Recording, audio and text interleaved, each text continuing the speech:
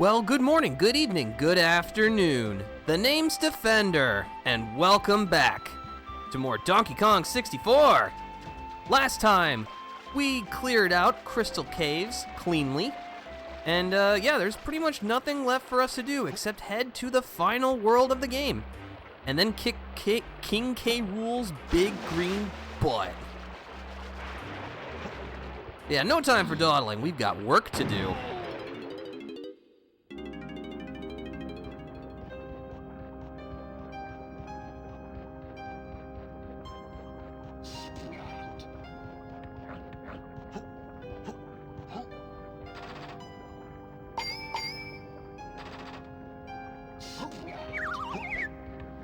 And in we go.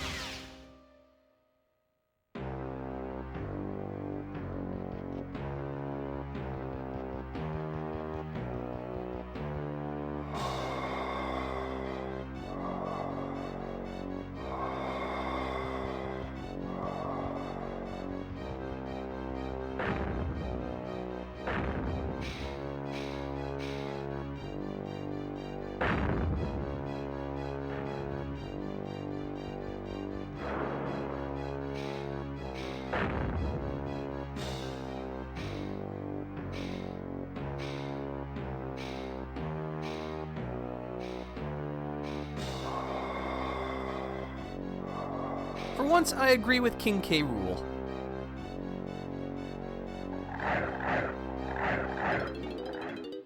I'm sure he'll be fine. But welcome to Creepy Castle, with maybe one of the shortest flyovers of any stage. But yeah, it's spooky, it's creepy. Let's head on in, shall we? So I think I might have briefly mentioned this before, but Creepy Castle has become one of my favorite worlds in this game. It's not my absolute favorite, but I think the game both starts and ends on strong notes. If, like, for me, Jungle Japes and Frantic Factory are S-tier worlds, this one's probably an A-tier for me. We got a DK pad right out of the gate, so let's take a ride on that. But yeah, I hope everyone's enjoying their Sunday afternoon.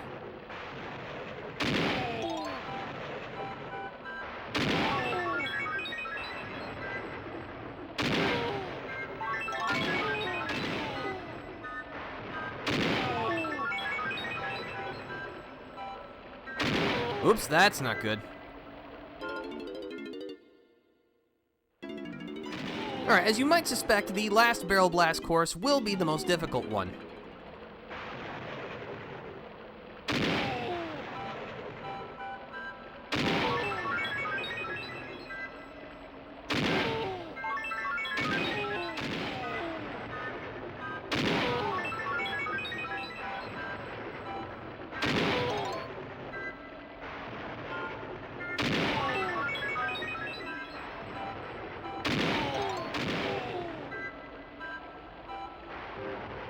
Oh, this is a cruel choice. But yeah, I'm gonna pick the DK star over the coin.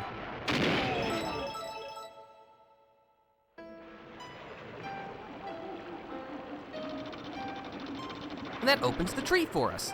But we're not gonna go in quite yet, because we need a specific upgrade first.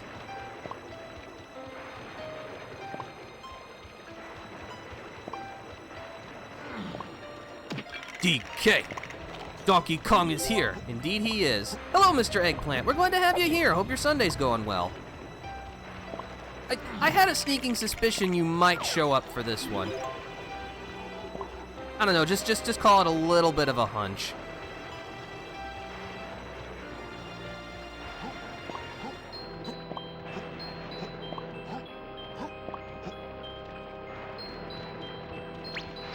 Let's see, go through the busted gate first. Let's go through the busted gate.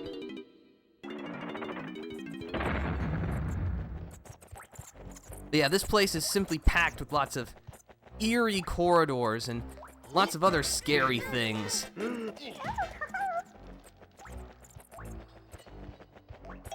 And bottomless pits. Lots and lots of bottomless pits.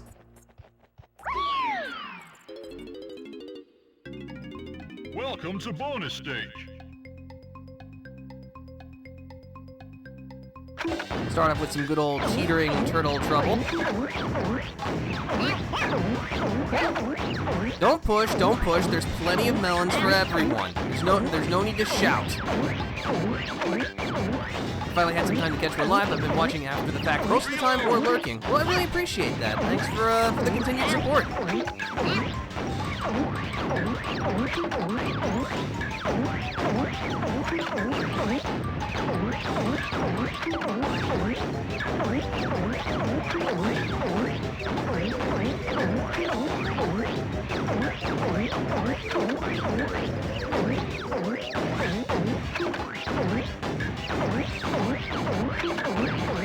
Just a little further.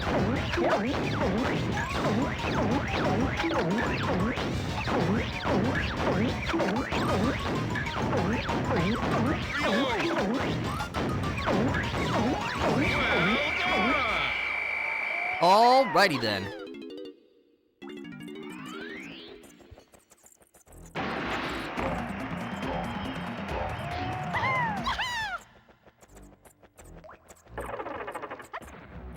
Oh, I've got to make sure I jump closer to the edge. I should make that? Alright, cool.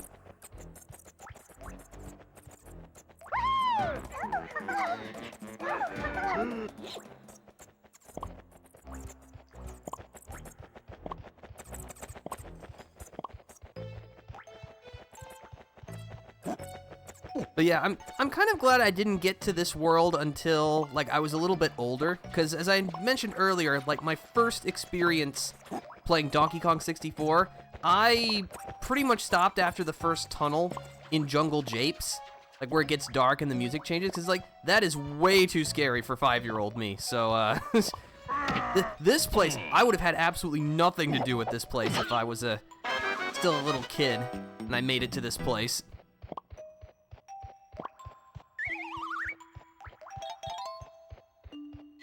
See, we got candy over here.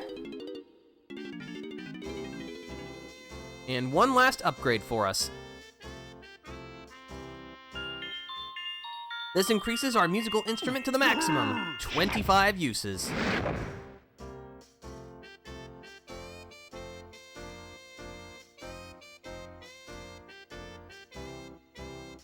Yeah, we can still come back to Candy if we want our music instruments repaired, but other than that, she has no other upgrades for us.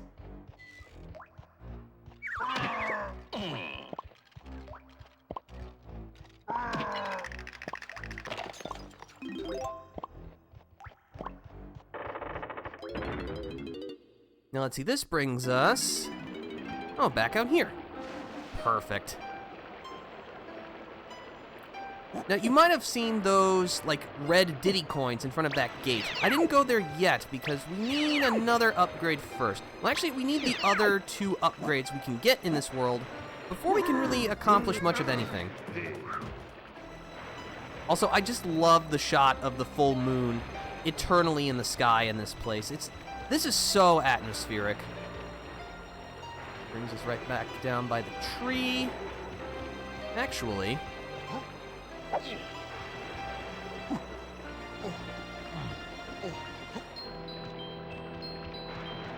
we can use this, which should take us back to the first door, and we can continue on that banana trail.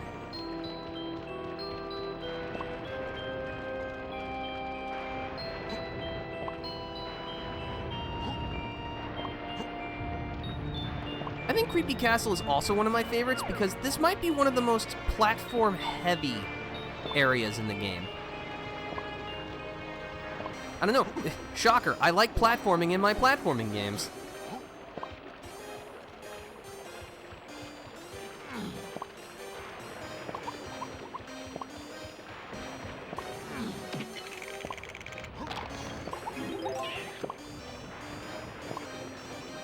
Out of my way, jump!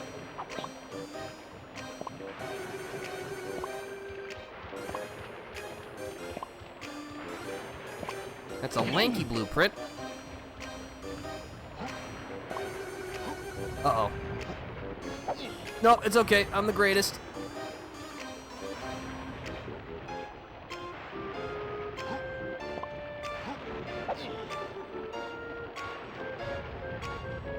There's a Diddy barrel here.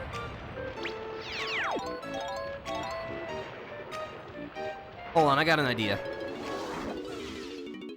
And no, the idea is not a massive amount of slowdown. Yeah, I think out of all the worlds, Creepy Castle is definitely the one that runs the choppiest.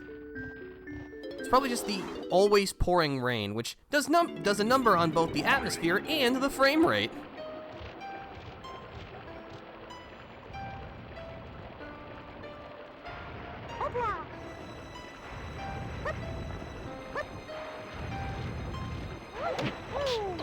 All right, prepare to be sucker punched.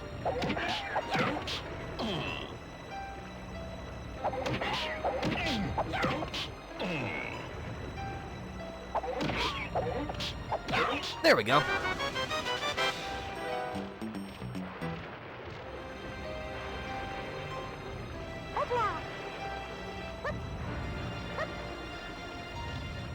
Let's see, we got tiny bananas here, so let's jump back into the Trough and Scoff portal and we'll switch to tiny.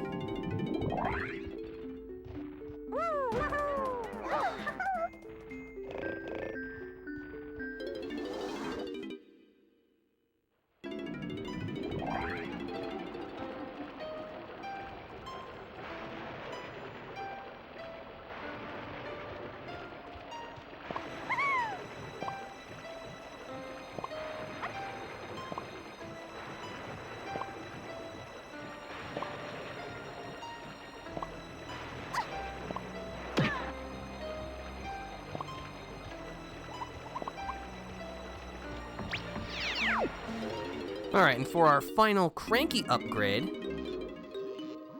well, after one more time of attempting to persuade us to play Jetpack,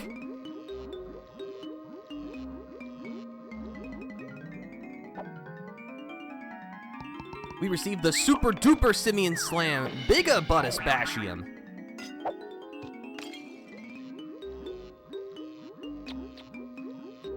Now we can slam red switches.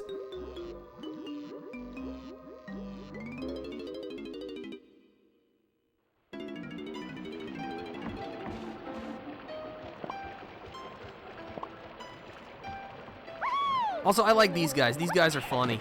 They're just Kremlings in bed sheets.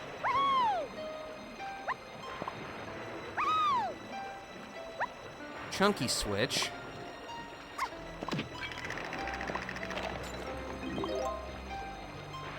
So we're not gonna do anything here yet.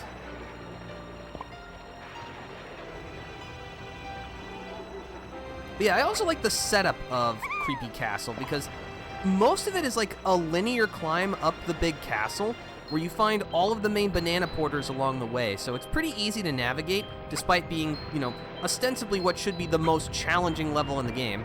Also, I am going to need that.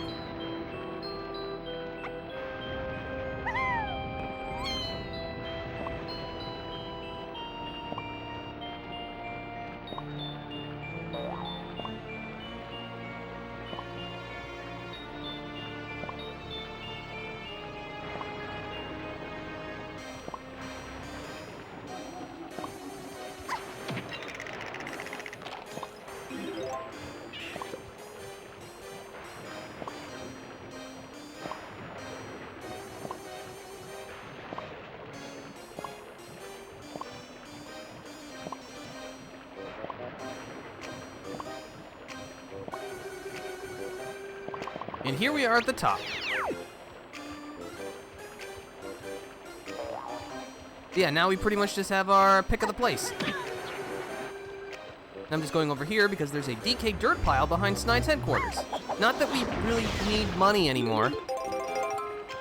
Still, it's the principle of the matter. If there's something shiny, you want to go pick it up.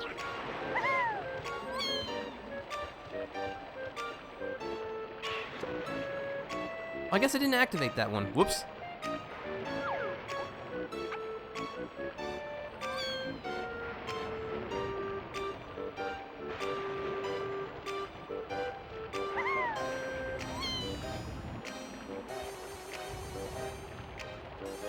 Have I not? I must be getting sloppy. That's right, no matter how far you fall, you only take a quarter melon's worth of health.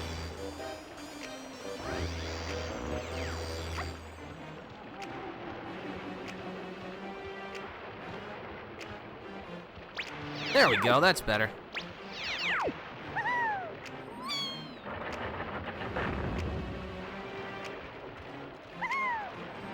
Let's see, as for the last place that we want to go, I want to look for...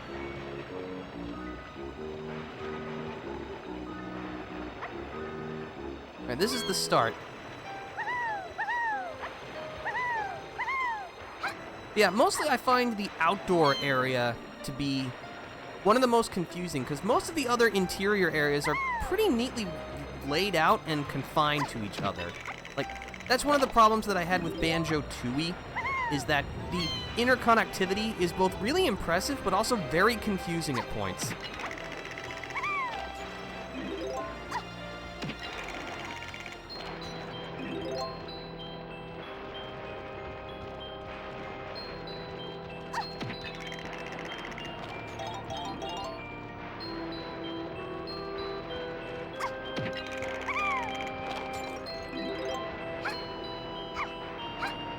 Yeah, if we go all the way over here and the camera decides to not cooperate with me, we find randomly both a spot with DK coins and Tiny's blueprint. I heard an eggplant was hiding in here. Yeah, we got an eggplant here. Hello, Cold Plus 10. Glad to have you here. Hope your Sunday's going well. Agreed on the Tooie statement. I really want to love that game, but it was really hard to navigate on a first playthrough. Yeah, I have been considering about jumping right into that after this, just because it's like, you know what, I just want to ride the momentum. I like Banjo-Tooie, but I would say not as much as the original, for sure. And probably... Ooh, that's an interesting question. Do I like Tooie more than Donkey Kong 64? Honestly? I think this will be a very skewed statement, but for me, I would say I think I like Tooie the least. Like, I've not played Conker's Bad Fur Day, so I don't have an opinion on that game. But I guess in terms of, like, just the raw, like, collectathon platforming games, yeah, I would probably say Banjo-Tooie probably is my least favorite, but maybe my tune will change after I replay it again. But anyway, here's Funky.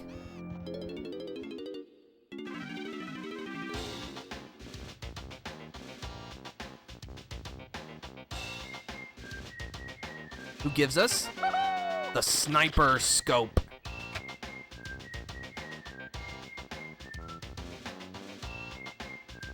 They just gained a sniper mode. Use the left and right C buttons to zoom in and out.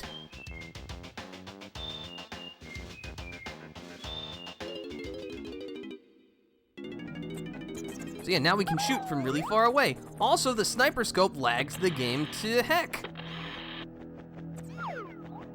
In fact, the lag is apparently so bad that if you decided to not complete the, the mechanical fish back in Gloomy Galleon, the sniper scope adds so much lag that it essentially becomes impossible to complete.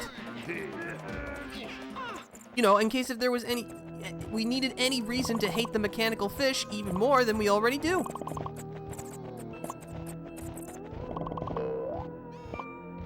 But yeah, we now have all the upgrades, so we can pretty much just go wherever we want and start collecting in earnest.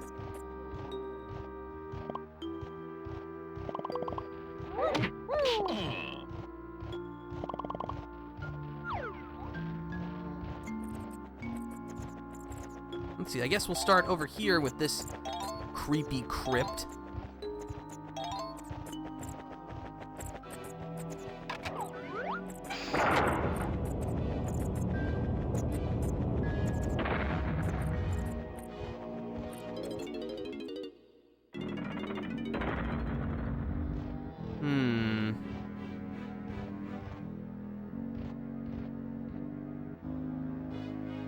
Hold on for one second.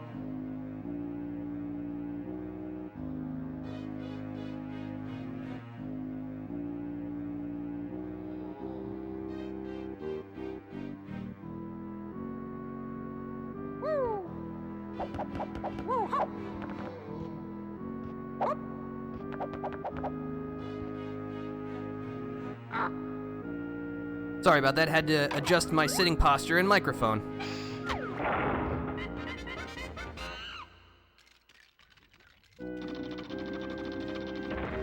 Well, we gotta get to that gate quickly. This is what this orang stand sprint barrel is for. Excuse me.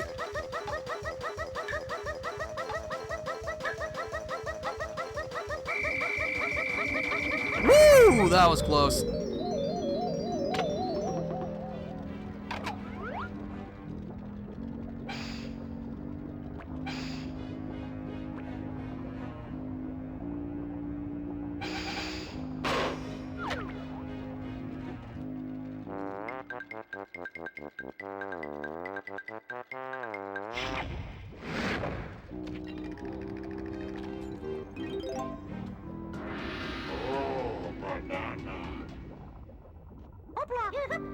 Make sure not to fall into the icky green slime.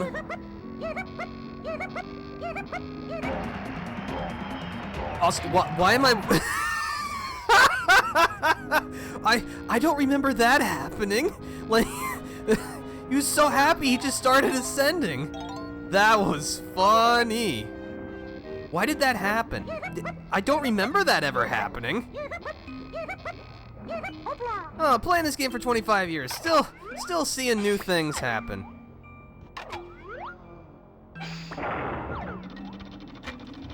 Oh, I'm gonna have to remember to write that one down. That was funny.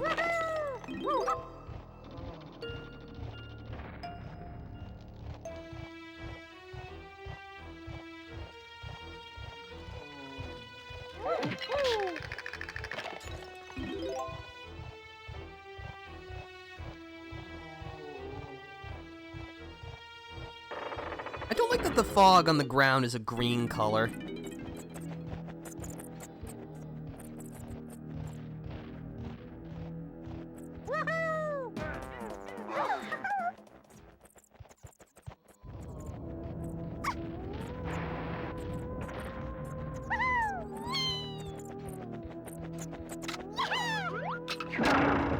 But yeah, for everyone who's played this game, what's your favorite level in this game? I've already made my stance that both... I think if you really twisted my arm, I would say Jungle Japes is my favorite, but like both Jungle Japes and Frantic Factory I think are the best stages in this game. Then I would probably put Creepy Castle, then Fungi Forest, then Crystal Caves, no, Angry Aztec, then Crystal Caves, and of course Gloomy Galleon is the worst. Alright, now we have to get a hand to get this golden banana. Of course, the hands will sink in and out of the muck.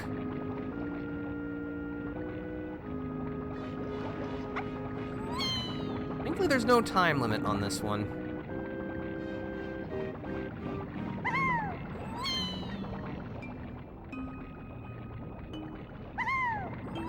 Should be able to make that one. Got it.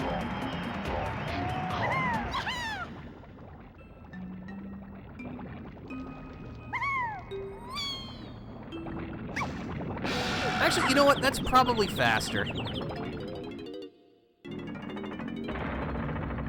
I mean, it's not like I got any lives to lose in this game.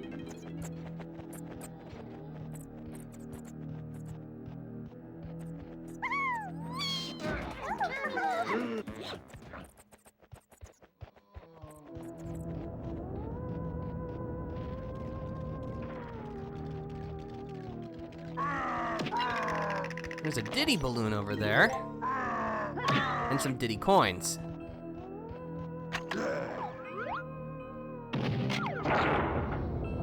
I would say Factory is my favorite, then Japes and Aztec third. Okay. I mostly agree with that opinion, Mr. Eggplant. But yeah, I'm not that keen on Angry Aztec. It's not bad. Like, I think I gave it like a B tier, which, you know, is pretty good. It's just, I don't know, desert environments have never been my favorite in any game that I've played.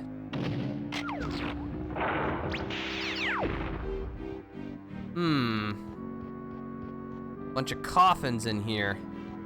Well, I guess we'll have to do a little grave robbing.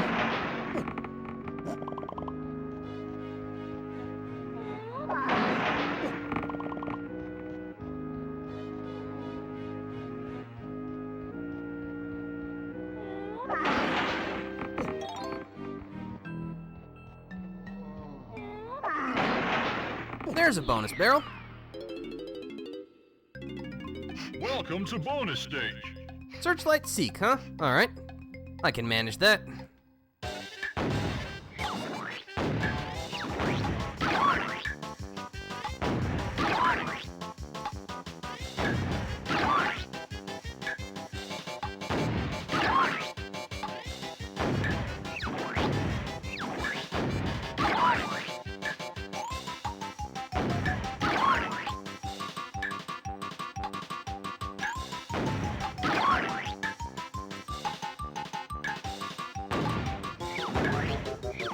Hold still, will ya?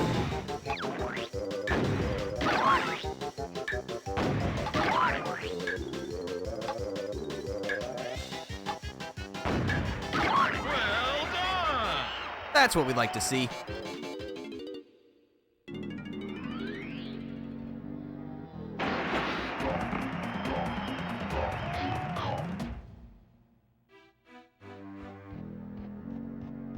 Alright, now I'm pretty sure there's actually nothing of value in here, but I gotta break this open. Yeah, it's just a bunch of enemies. But I mean, we're the Chunkster. These guys mean nothing to us.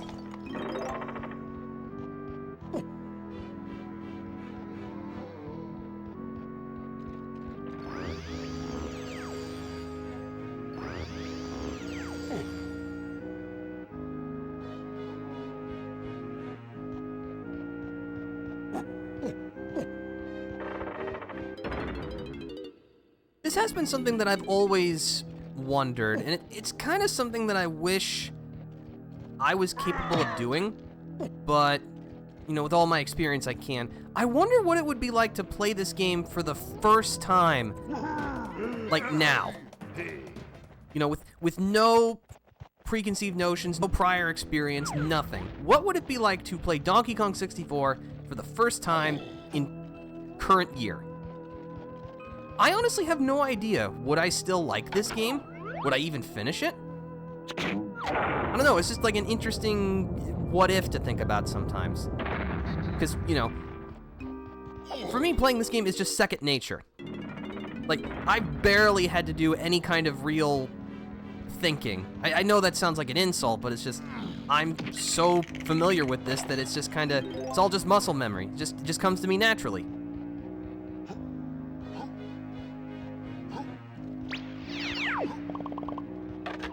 Yeah, especially with, like, how much stuff there is to get, and how obtuse some of the bananas can be to get.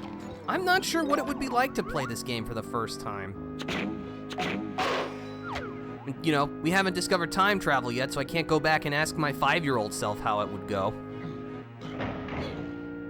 It's like I only remember vague things about my first playthrough. The only thing I remember for sure is that I did not get to Hideout Helm until I was much older. Because, wasn't that one of the ones I was supposed to pull? Oh, I guess in a different order. Alright.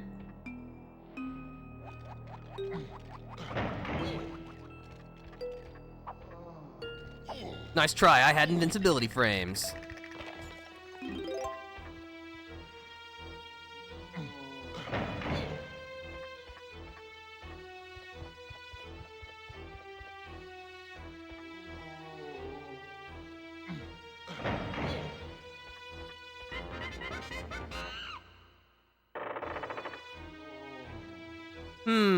There are some tracks on the ground. I wonder what that could mean.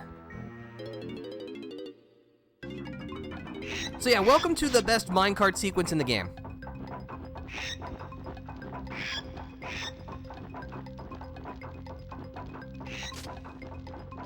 Wait, wasn't that about a resident demon?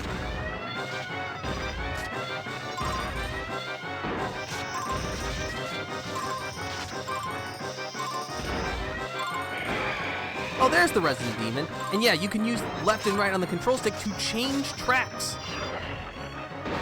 Thankfully, you still share Chunky's amazing upper body strength by being able to jump up with the cart in this one.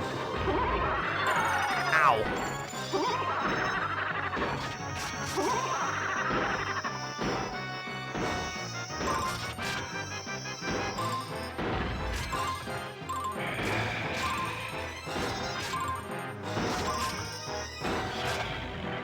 I know for sure this would definitely have sent me running from my parents if I encountered this as a kid.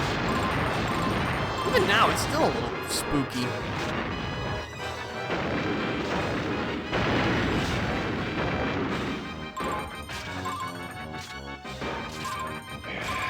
Oh.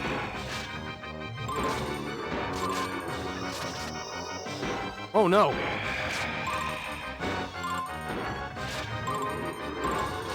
Alright, I got the 25 coins. Of course, I'm going to collect as many as I can just to get myself a nice little buffer.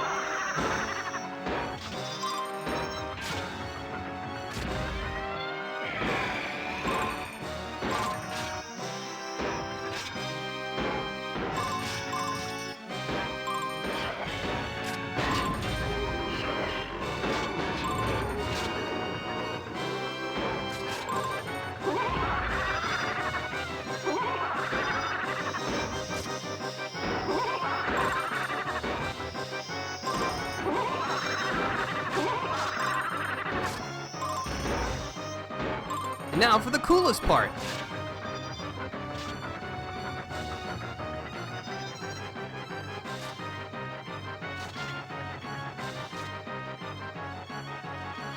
We have to go back. Thankfully this time all of the surprise tombstones will remain popped up. So weirdly, I think the return trip is much easier than your first ride through.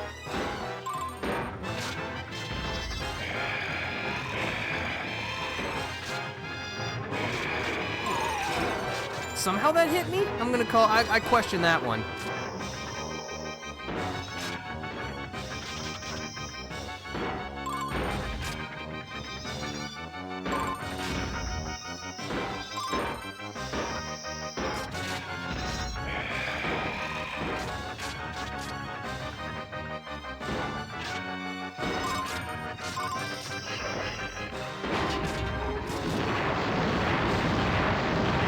Or fireballs.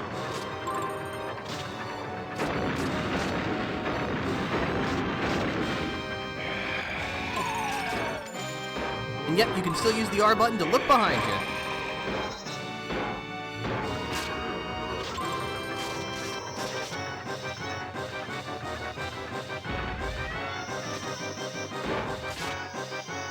You know, out of all of the sequences to associate with Donkey Kong, when Rare was creating the original Donkey Kong Country, what hit me there? I have no idea.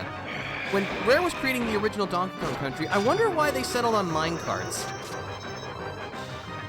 I don't know. It was a good idea. They're really fun. They're very difficult, but they're very fun. But yeah, it's just kind of a weird thing to associate with, a monkey character.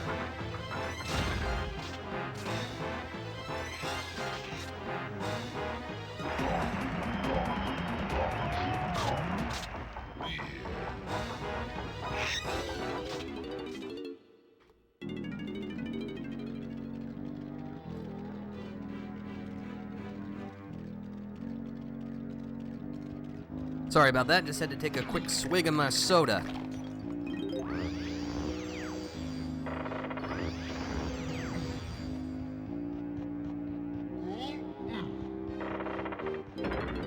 Also, real talk, how have 35 minutes have already passed? Feels like I've barely done anything. I guess it really is true what they say. Time does fly when you're having fun.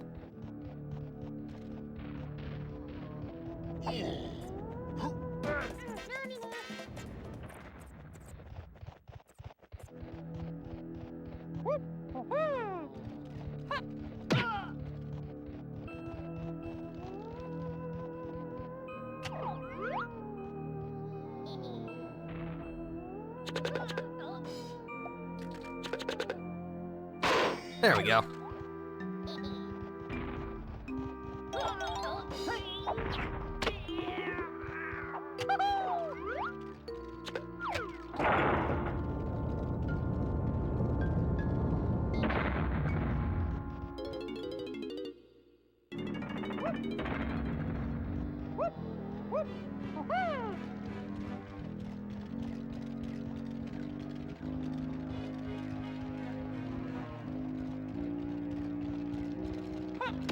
big skeleton. I don't know why that one was just so much bigger. He must have been drinking his milk while he was still alive.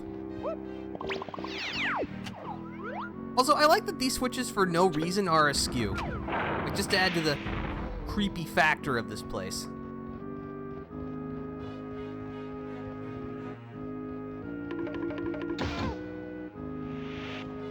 Well, I mean, let's just use the most basic combination imaginable. 1, 2, 3, 4.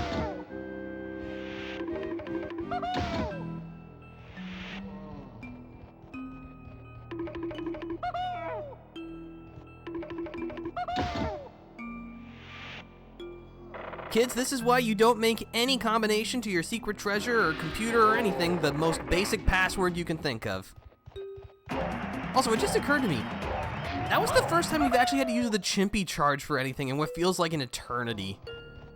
Yeah, now if we hit the combination out of order, we reveal some enemies, but also some bananas.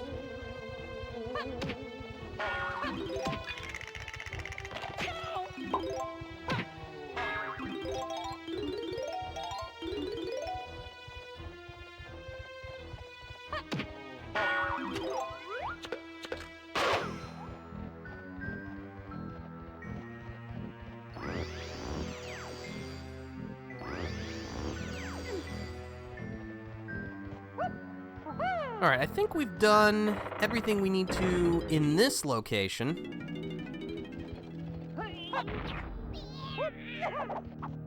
So why don't we make our way back to that crypt area. Actually, no, we need to go back to the tree. I'm not sure where I want to go first. There's just so much to do and so little time to do it in. But again, I think that might be one of the reasons why I like playing and replaying these collectathon games so much, is that it really is a testament to how well you can path through these games that determines like how quickly and easily you can complete the game. And I don't know, I think it's fun to both try to rely on your memory as much as possible when replaying these games.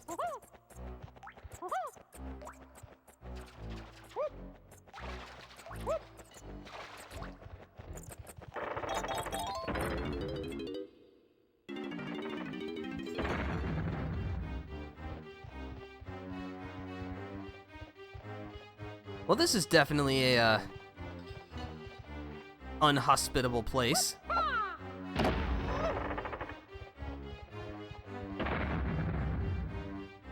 Yeah, we have this little challenge here. Sure looks like an easy golden banana to get, but if we step on the concrete floor, the wall flips around.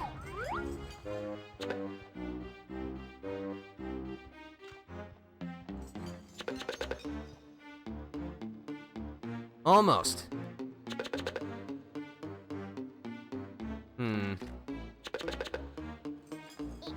There we go. Now, if I remember correctly, there is a way to cheese this.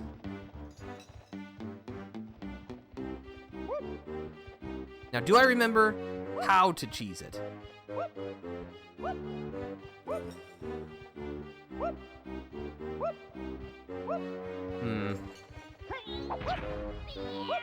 I think...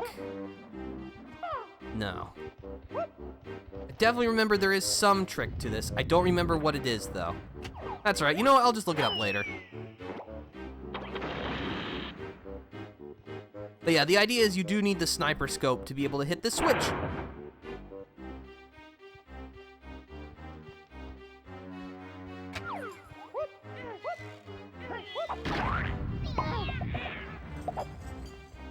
I can't even be mad. I'm just impressed at that. Unfortunately, I am going to have to get rid of you for that.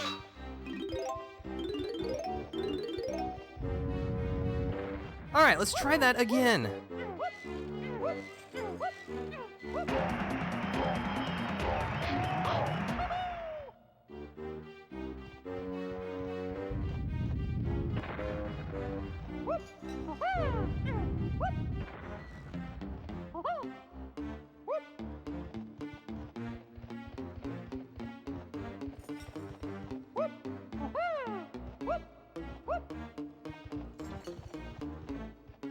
Looks like we'll need Chunky's help to get past these gates.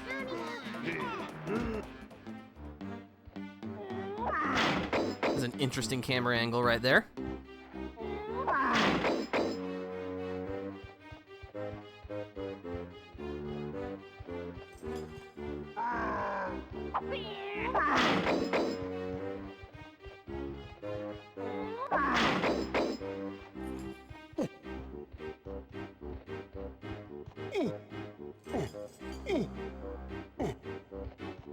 You know, I have to wonder why, like, is this castle here? Did this used to be like Rool's old haunt before he moved out into the Blast-O-Matic? Or like, is it completely isolated from him? It's just like, it's just a weird, eerie castle that is around.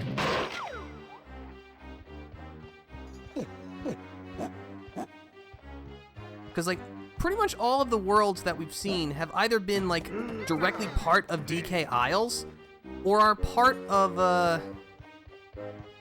like Hideout Helm itself, K. Rool's battleship. Also, why? No, I switched to DK for this reason. I got ahead of myself.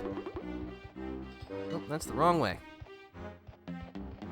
I don't know, I have a bad habit of doing that sometimes where I'm thinking too many steps ahead, and then I forget, like, the main point of the original thing that I was going to do. I don't know why, probably just my mind racing too quickly. Yeah, this is a relatively straightforward puzzle. We just gotta make DK's handsome mug.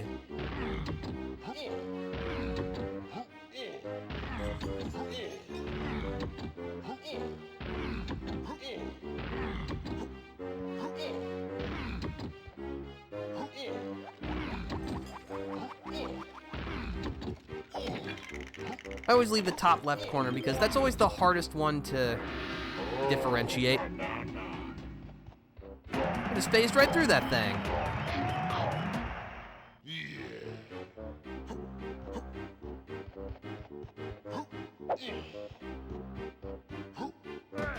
Alright, now we can switch back to Diddy real quick.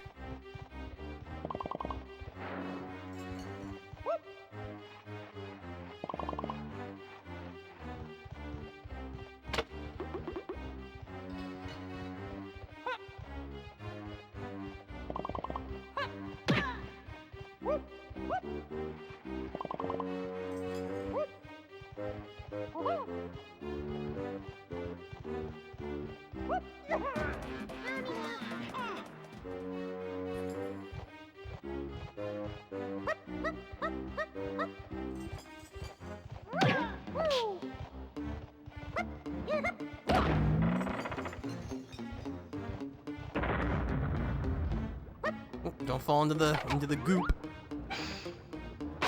All right, nice.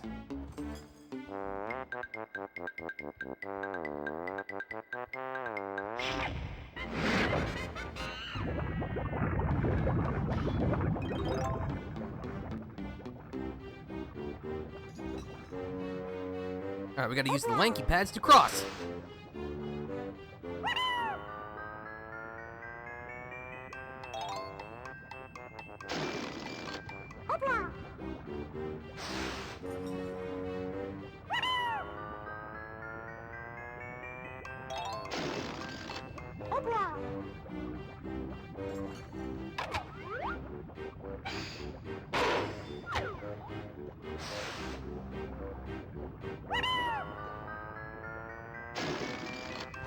Oh,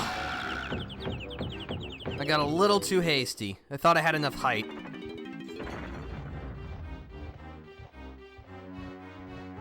I wish I wanted to collect the coins again.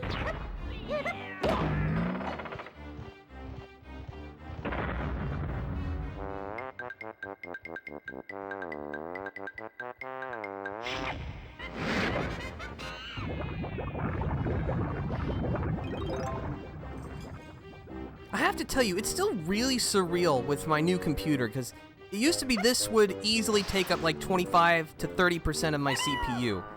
Now it's like 2 to 3%. It's so nice.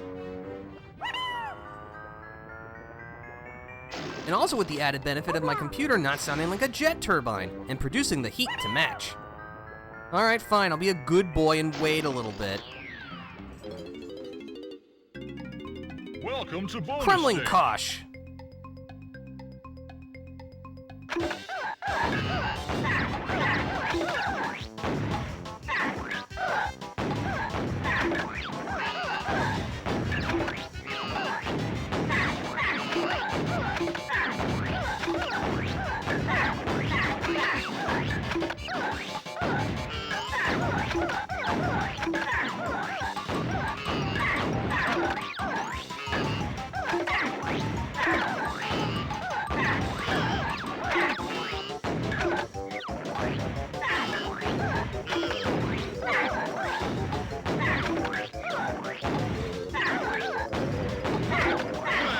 All right.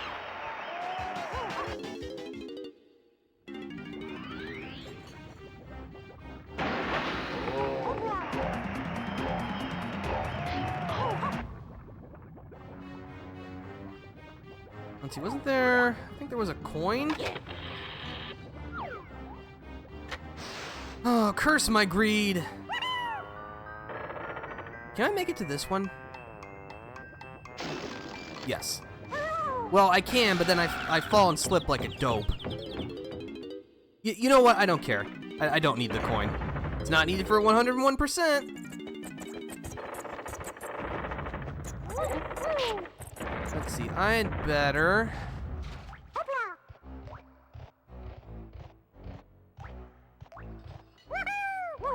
We're gonna switch back to the donk.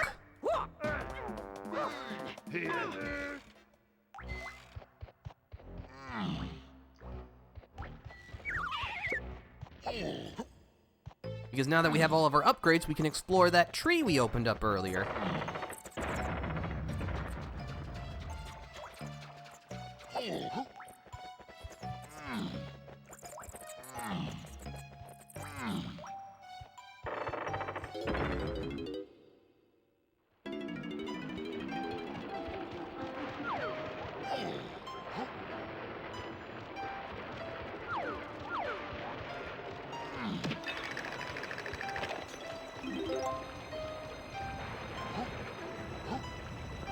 Uh-oh. A very laggy plummet to my doom. But you know what? It brings us right back to here, which is, like, close to the tree. So, net benefit? Yeah, we'll go with that.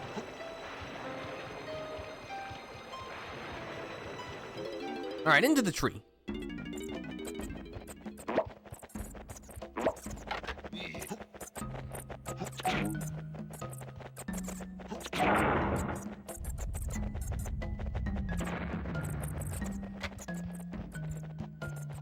Oh, there's DK's blueprint piece. Just go ahead and pry it loose from this guy. Hit him with the overhead.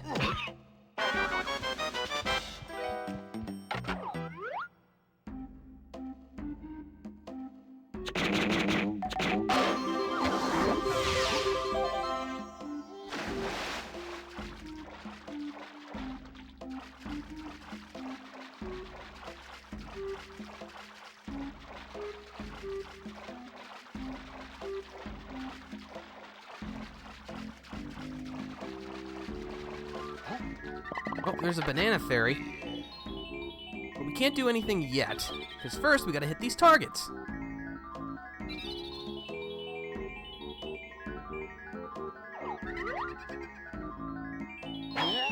Oops.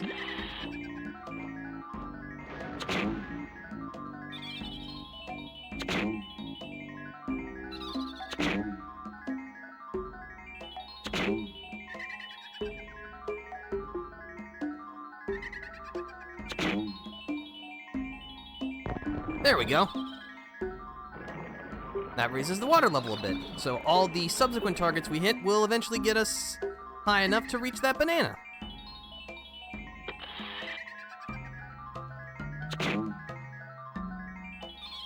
Bullseye! One more should do the trick.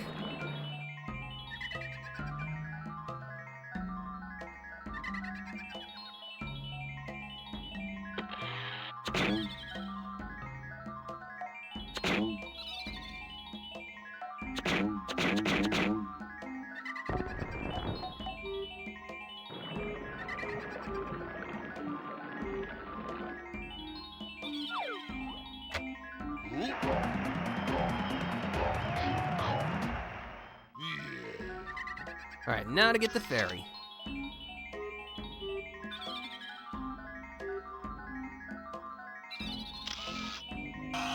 Excuse me? I don't know about that one, game.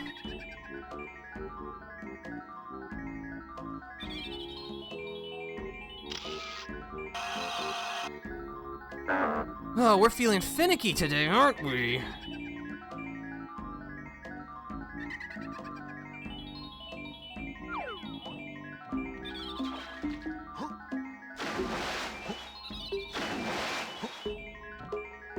All right.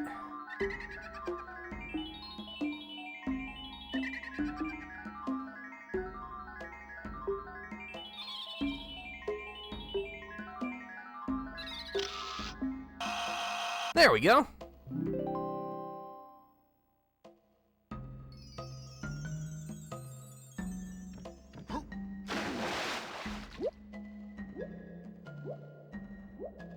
And now we can just swim our way out.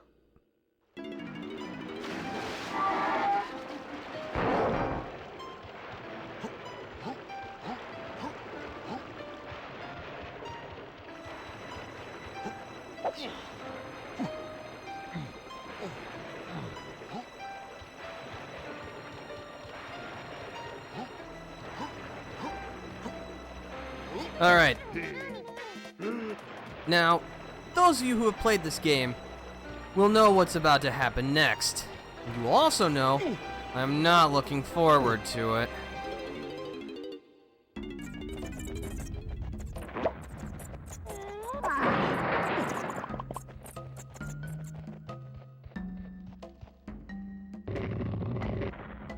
So yeah, this is the same puzzle as with Diddy Kong. You need the sniper scope to be able to actually hit the switch from a safe spot.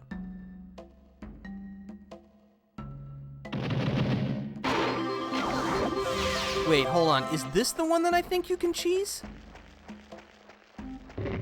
Yes. Because you can jut. What?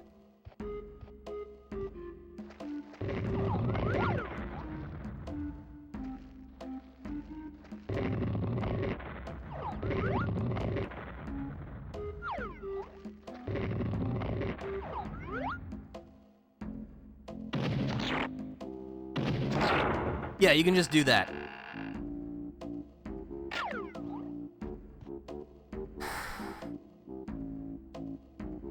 All right, let's do it. Welcome to bonus stage. Sorry, had to prevent myself from throwing up in my mouth. All right. Hopefully my technique of getting the naughties to circle the drain will get me where I need to go.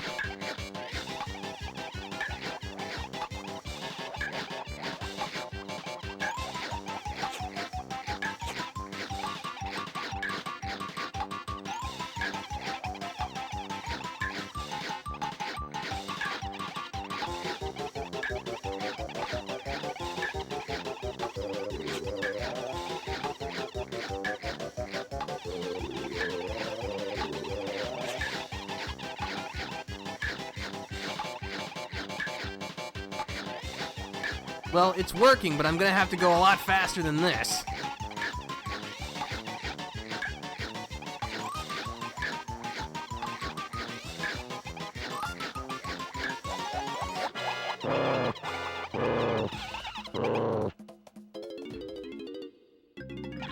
Welcome to bonus stage.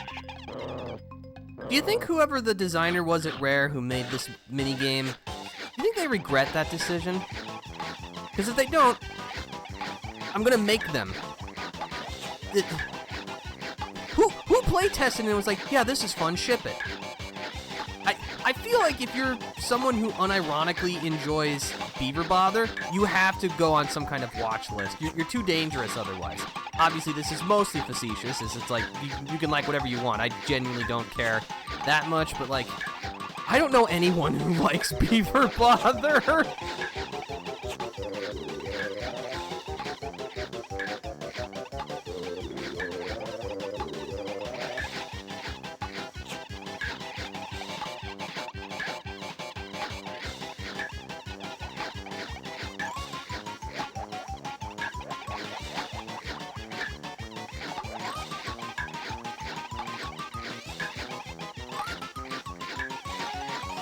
I think that was marginally better. Welcome to bonus stage.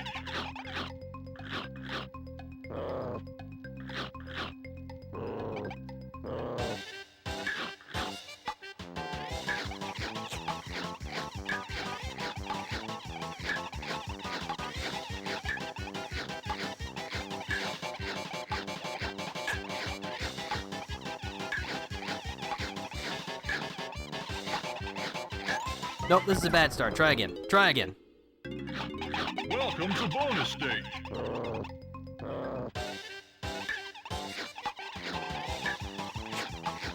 Get off the wall. We don't have all day.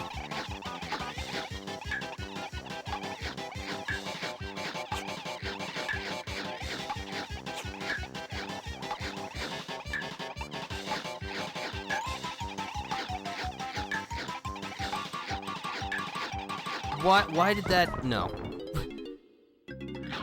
Welcome to bonus stage.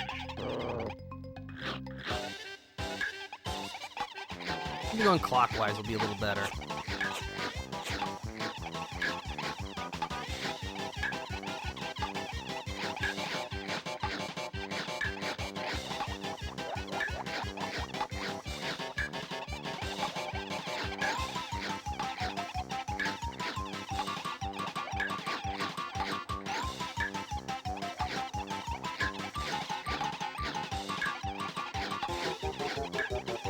Okay.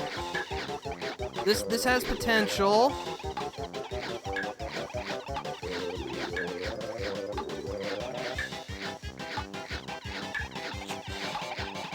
Oh, it's gonna be real close. No. No.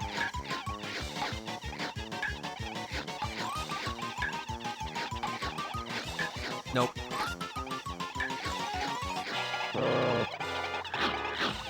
Because what was the amount needed in Frantic Factory? That was 12, right? Honestly, they probably should have just made it like 10 and then 12. That would have been a bit more fair, I think. 15 is just too much. Well, obviously it's not too much because, you know, I've been able to do it before, but like, it's not a fun amount to have to do.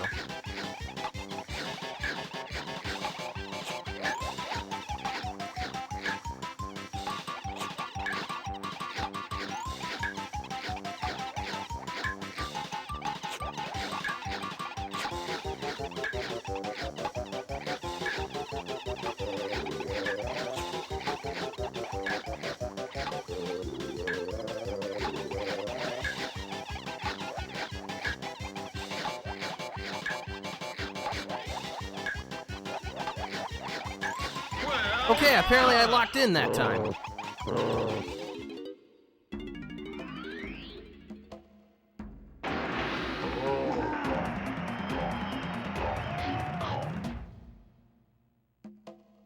Cool. Alright, that didn't take me too many tries.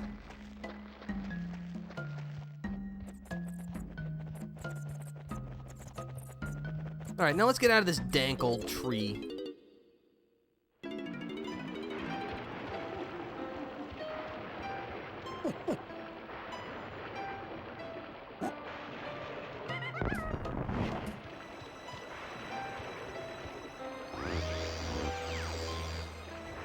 Let's see, this brings us to a Diddy barrel.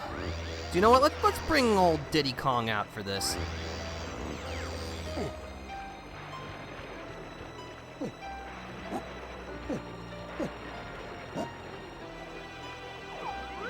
Yeah, there's a headset over there.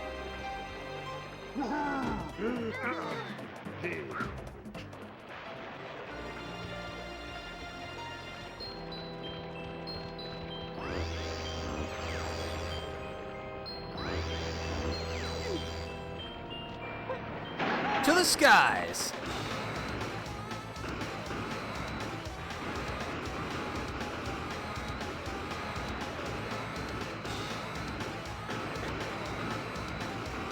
There's supposed to be a balloon right around here. There's coins.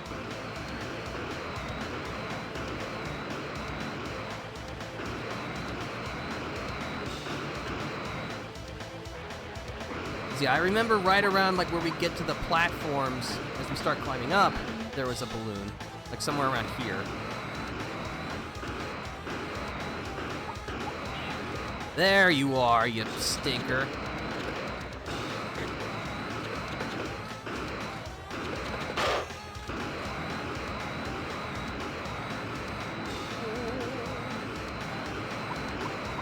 Aha!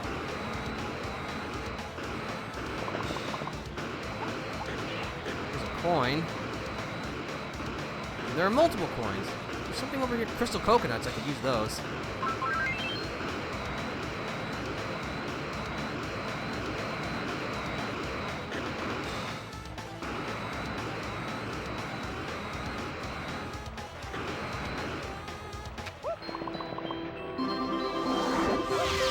There's another bonus barrel. I think this one is Big Bug Bash from what I remember. Welcome to bonus Yes, stage. indeed.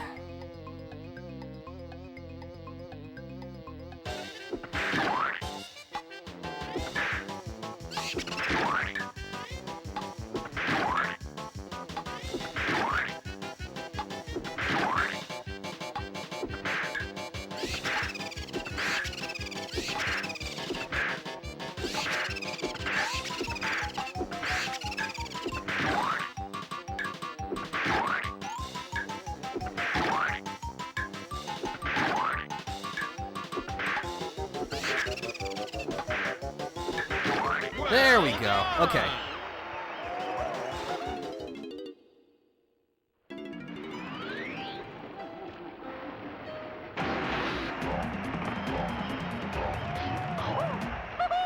Actually, now that I think about it, I have everyone's blueprints, don't I?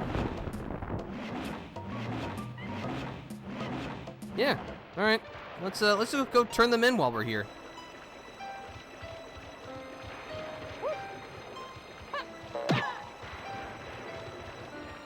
Actually, there's no tag barrel here.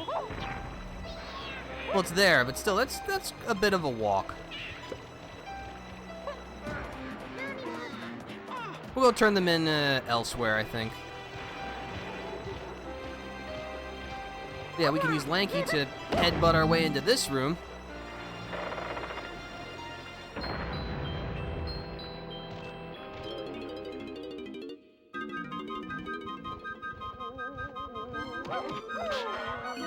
Yeah, Creepy Castle, I think it might have like the most variations of its soundtrack just because of all the different interiors that it has.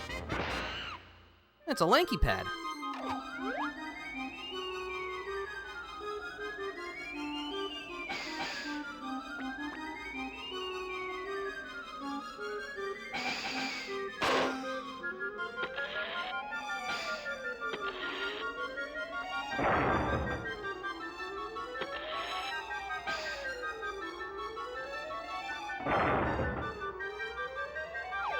Oh, and then the last one I think is above our entrance door.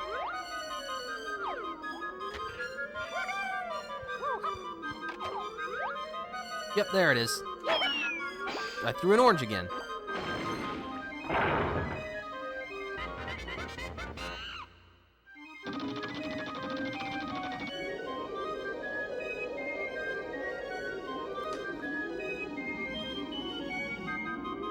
And that causes an updraft.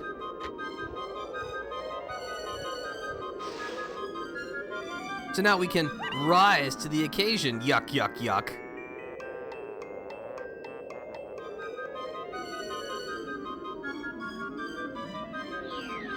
And of course, what awaits us? Welcome More to beaver bonus bother, stage. because clearly masochists designed this stage.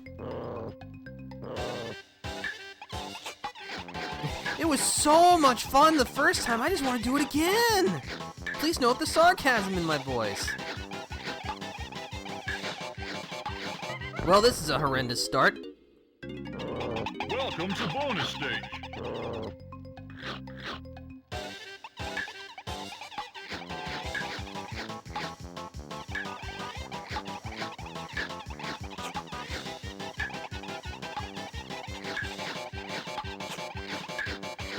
I don't get it. Why are you allowed to be like this?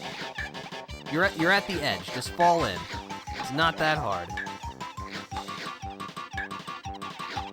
It's like, I truly believe if they just made it so that the beavers weren't smart enough to know not to fall in if they ran at it straight ahead, this minigame would be way more tolerable. I dare even say it would have the possibility of being enjoyable.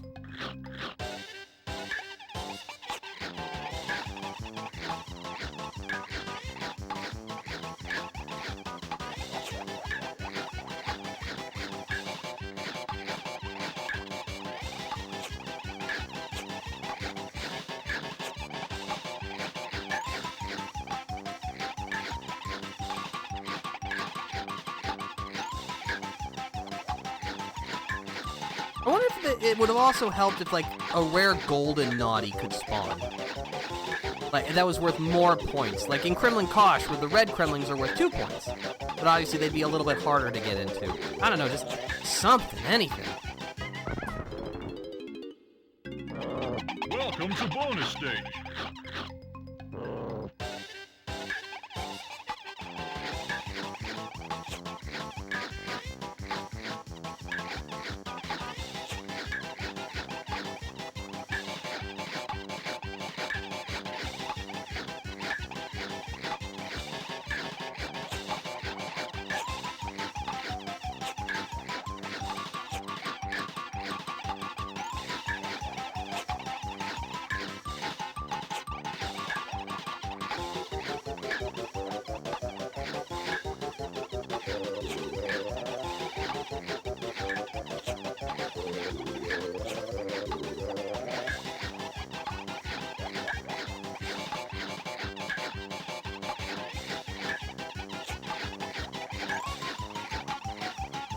No.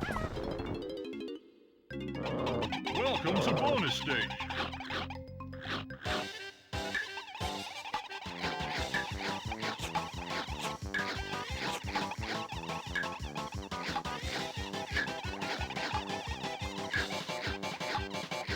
You know what? Back to our previous discussion of Banjo-Tooie. One advantage I will give it, doesn't have beaver bother. That honestly is a genuine point in its favor. I'm not sure how much that's worth, but it's worth something.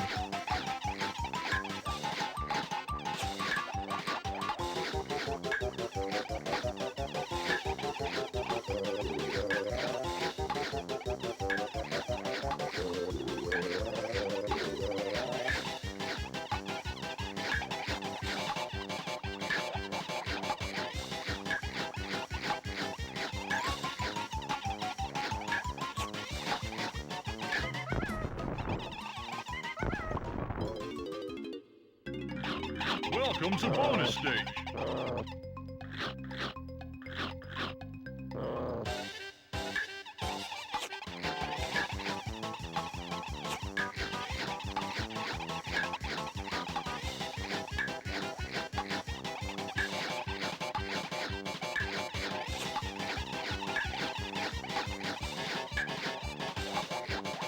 Okay.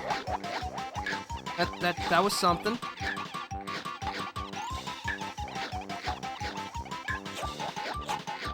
Get off the wall.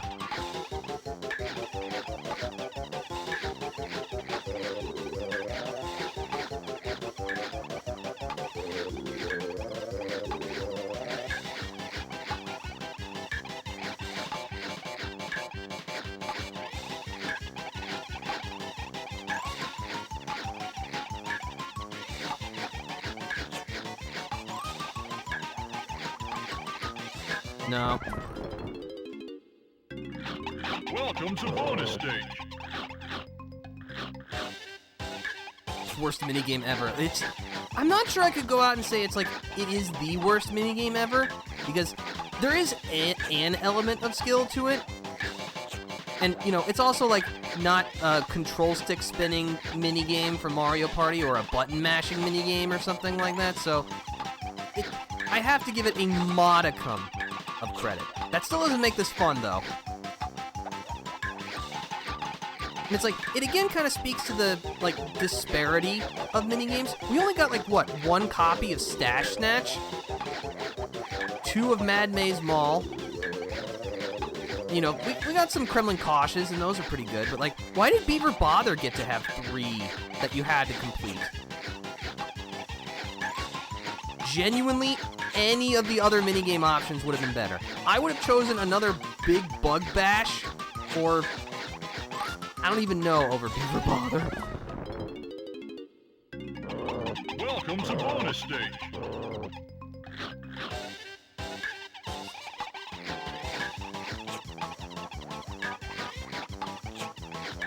I hate that they get stuck on the wall for no reason. That is really annoying. Yeah, that's kind of why they give you the jumps, that you can kind of try and wedge yourself into the wall. I mean, it doesn't work very well, but it's better than nothing.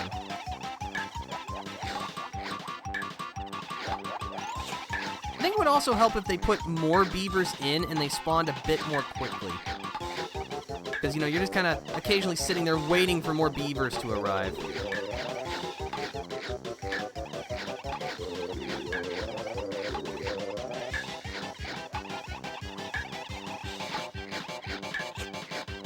Nope, don't do that. Focus on someone else.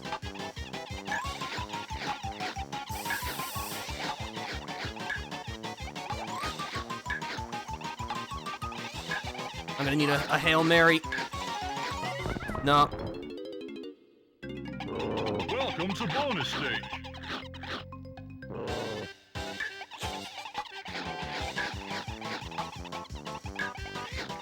So close, I know. And the funny thing is that this is the exact same iteration from just a few minutes ago. The same score requirement and everything. And yet somehow this one is giving me way more trouble. Again, all they had to do was just make the naughties, like, not be able to determine that they can't fall into the hole if they run straight at it. Literally that alone would make this minigame tolerable. I probably already said that, but you've seen what this is already doing to me, what I've been reduced to. I don't have anything meaningful to say about this. It just sucks. It's just not fun. Why they put it in the game? Why'd they make it not fun? Again, someone had to thought this was fun. Who? I don't know, man. I don't know who would find this fun. Welcome to bonus stage. Maybe it was one of those situations where it's like the devs got so good at it, they could no longer properly tell that this wasn't supposed to be garbage. No, this start is terrible. Welcome to bonus stage. Forget the actual final boss. This is my final boss.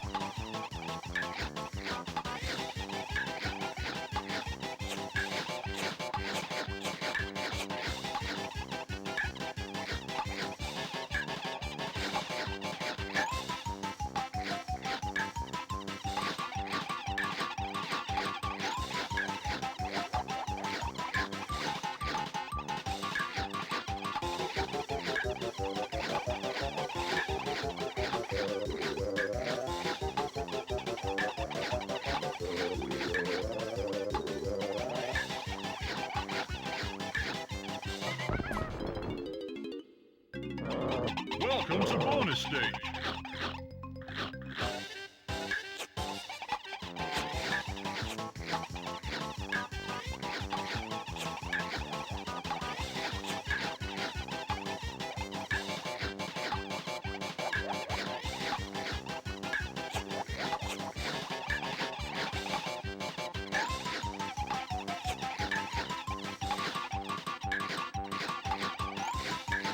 Again, look at that! That's so not fair!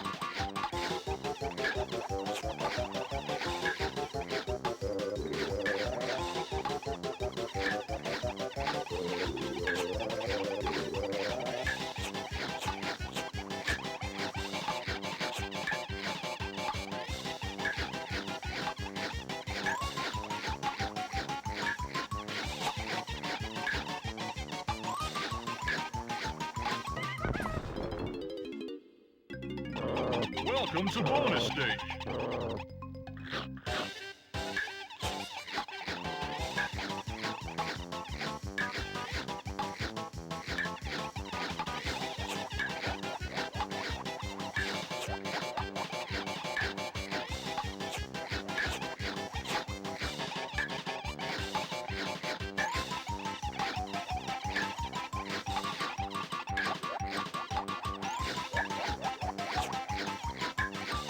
Couldn't even physically push that one in.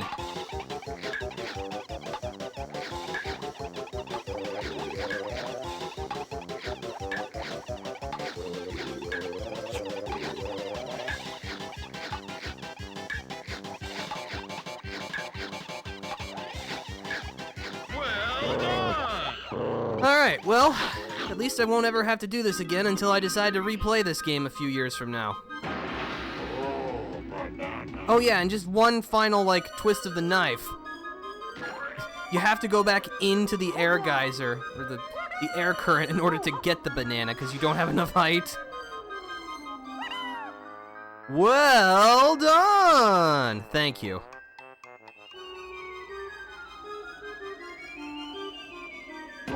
Got it.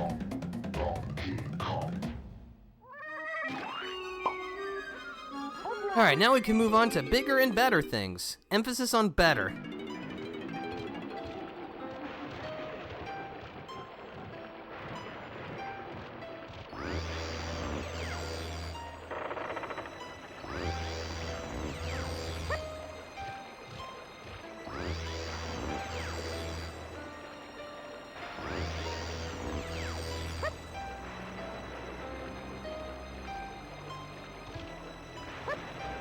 Alright, here's a fun little section.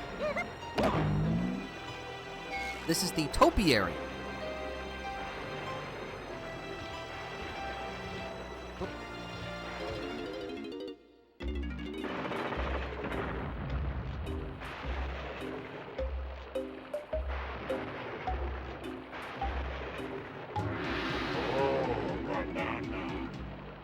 We gotta get to the end in time to get a golden banana. There is a, there's some coins. Not that I care about those.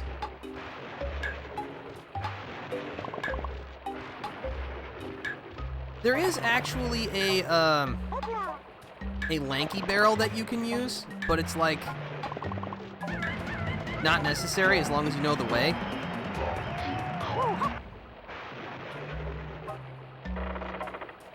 But before we leave, back in the middle,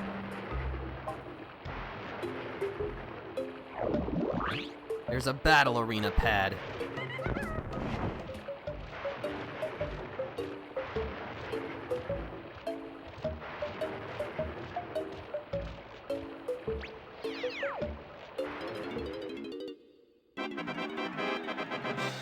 Pinnacle Palaver. I think that's how that's pronounced.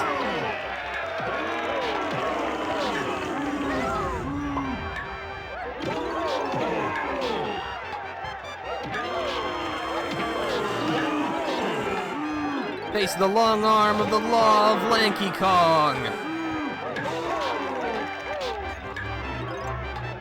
I'm gonna charge up the shockwave. Let her rip.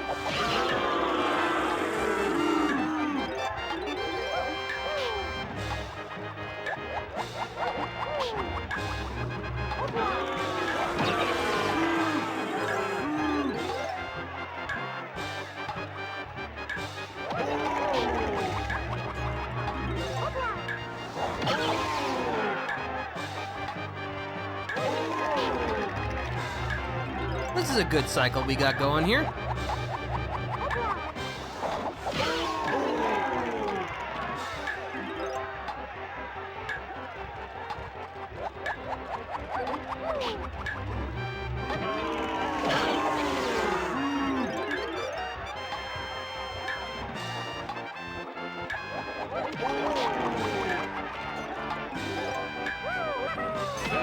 And we win.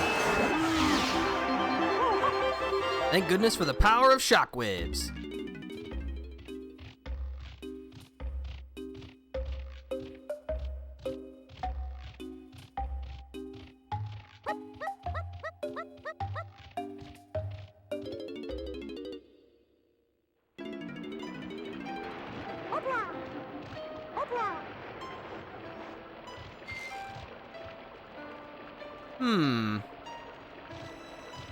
Might be faster to just do this.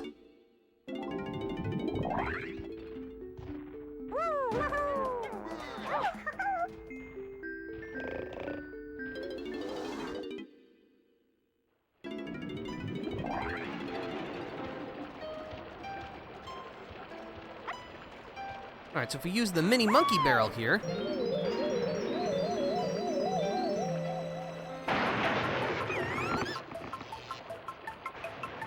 We can bounce on the mushroom and into this place,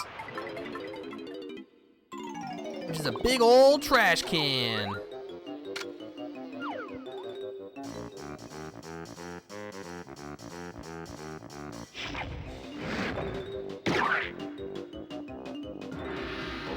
They have all this homing ammo, but if they forget to disable the musical instrument, there's like no need for it.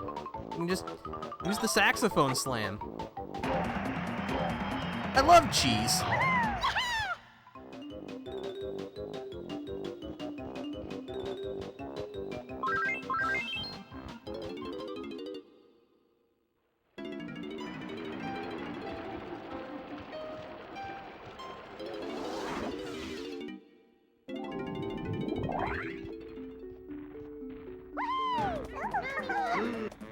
All right, Chunky has something he can do out here too.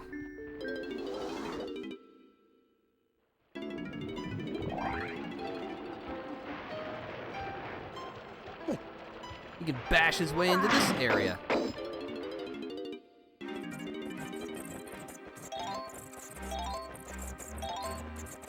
Oh, invisible bats, huh?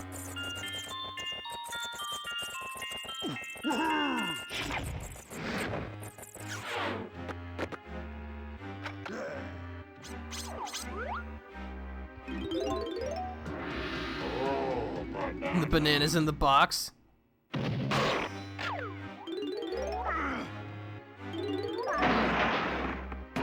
But yeah, you're supposed to use the Gorilla Gone pad to see the bats so that you can shoot them. But again, musical instrument.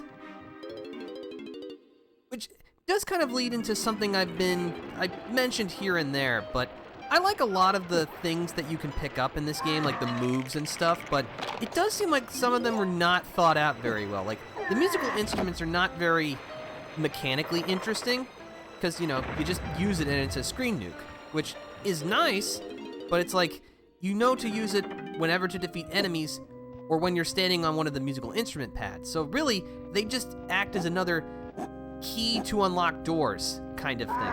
They're just not interesting. Again, it's not like the greatest issue of all time or anything, but it's a little disappointing when you think about it.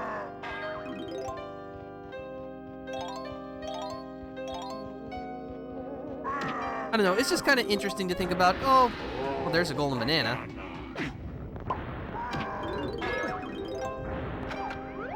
It's just kind of interesting to think about what, again, a potential sequel to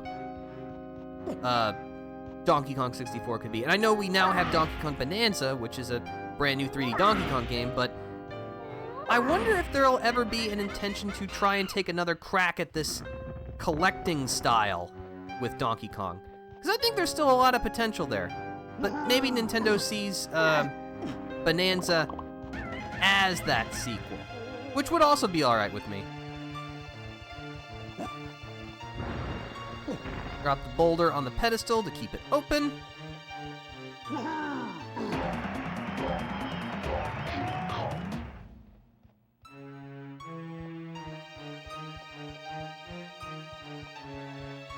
But yeah, I'm definitely glad I decided to start a little bit earlier today and gave myself an extra hour to get this done, because Creepy Castle's definitely the stage that takes the longest, if only because it has 2 iterations of Beaver Bother that you have to deal with.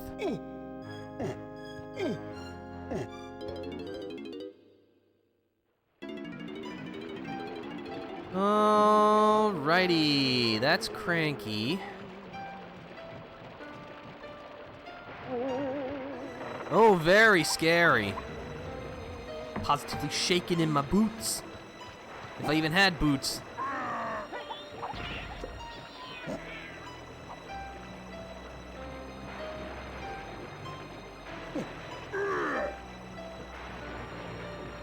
And so yeah, this just brings us back here. So I think I need to go back to the ore warp pad.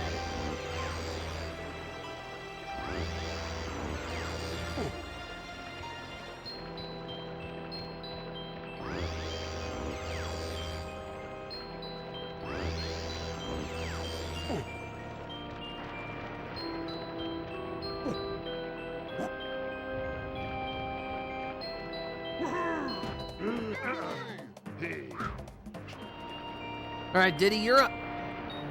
Slam our way in. Into the ballroom.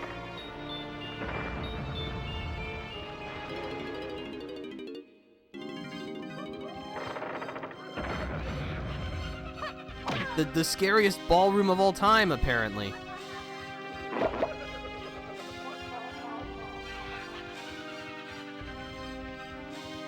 Which also apparently doubles as the chessboard room? I don't know, I never encountered a ballroom with a chess pattern on it.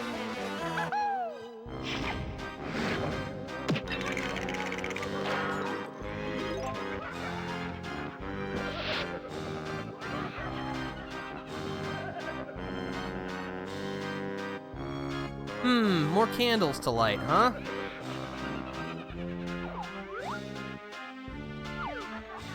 And another high-flying Diddy balloon. Yeah, I think it's because specifically of the rocket barrel boost, but Diddy has some of the hardest to find balloons in the game.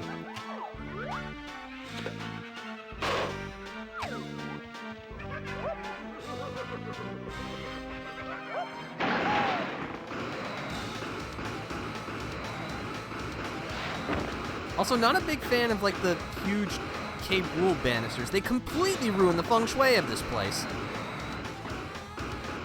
But then again, I guess Rool's never really been one for decor.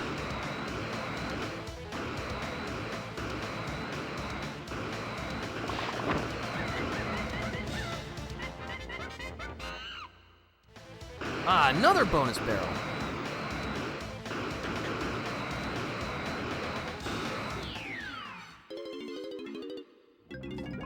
Welcome to bonus stage. And one more round of minecart mayhem.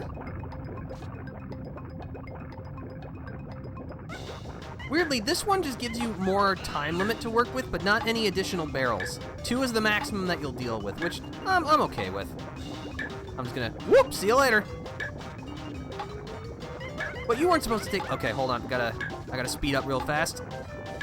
All right, we're good. Now the idea here is we hold on the interior. Yeah, now that we got the barrels together, that makes things a little easier. Excuse me, I was very much already past the intersection. That was unfair. Welcome to bonus stage.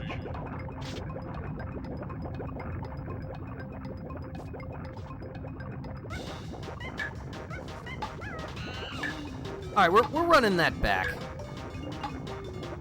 Yeah, you do that. Now we go real fast. Now you loop there. So you're on the interior, so I have to go fast around here. Whoop! Now we wait. Stick here. And they're now lined up. That's better. Now they're both here. Now we go like so. Now they're here. And now we can just kind of loop them.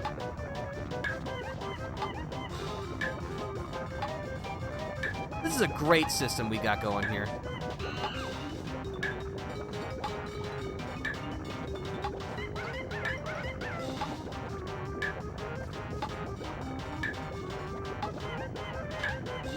All right, there we go.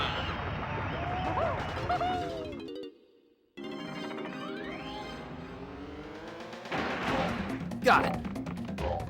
All right, there's a tiny pad here.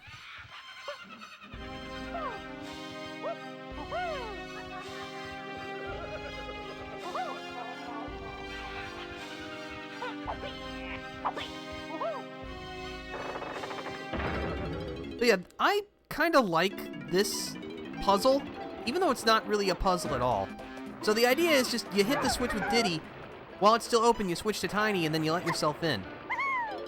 But normally whenever a Kong has had to go into a spot, they have had their own designated switch of some kind to indicate that this Kong needs to go here.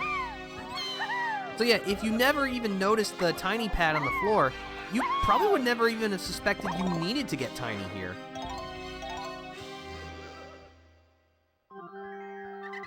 But yeah, this brings us over to the museum. Wow, that was the easiest banana fairy.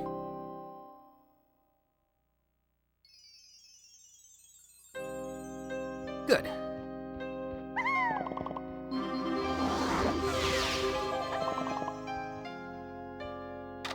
And also this eerie pedestal room. Still not entirely sure what this is for. Because I don't think the golden banana for this challenge spawns over here. It just is.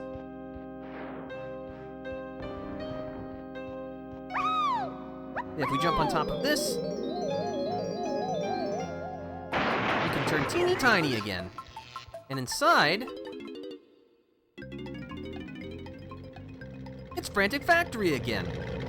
This is probably a huge surprise. 2-lap race and get 10 coins. Press Z to speed up. There's no cheating in this one, so there's no booster missiles.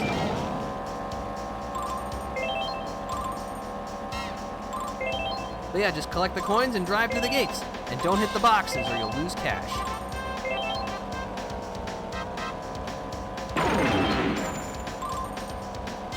The steering is pretty sensitive, so you'll want to be careful about that.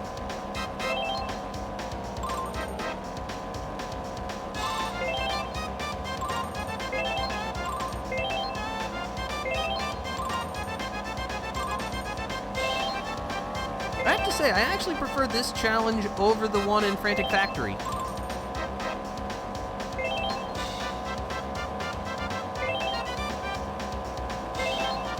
I don't know, just the greater degree of freedom and movement makes it better in my opinion.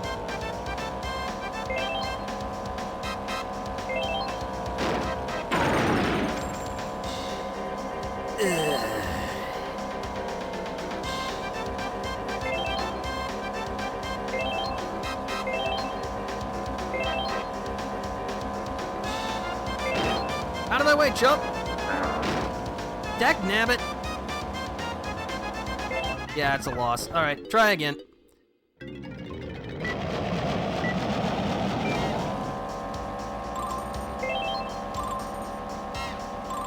just have to get more aggressive with my corner cutting. Somehow that missed? Okay, whatever.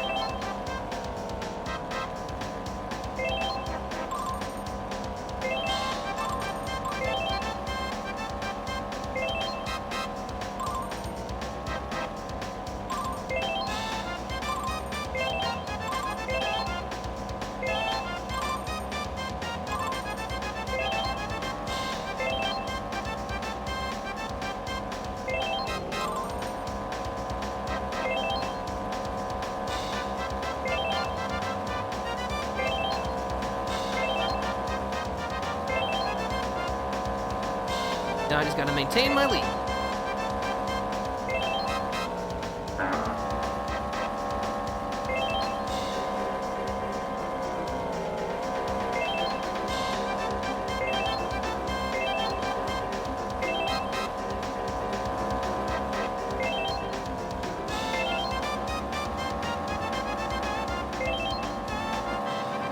That's better.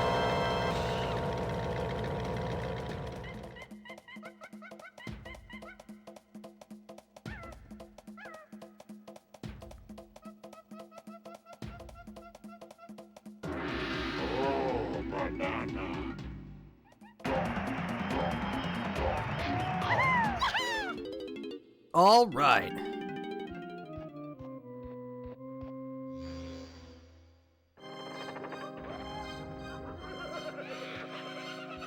So yeah, still not entirely sure what that pedestal was for. Or if it even was supposed to be for anything. Maybe it was just for ambiance.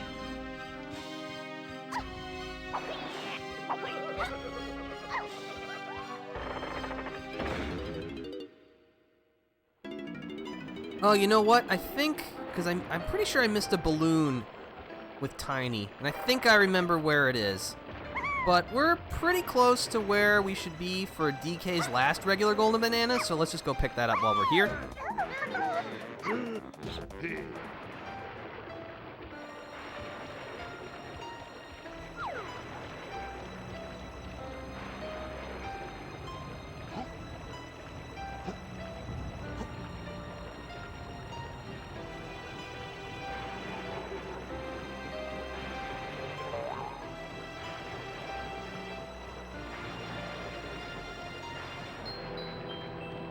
Here's our switch. And in a nice bait and switch, we don't open the door in front of us. We open the door back there.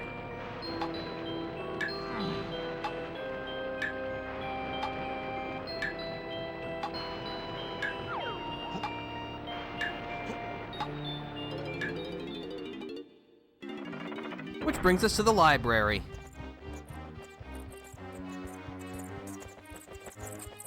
By the way, this isn't related to anything, but the public library is sweet. If you've got one relatively close to you, you should take advantage of it. It's got so many resources, not to mention books.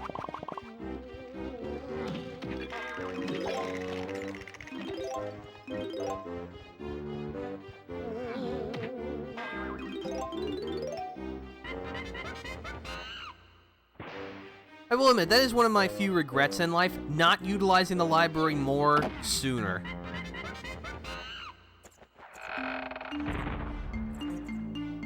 Yeah, that opens the other path for us.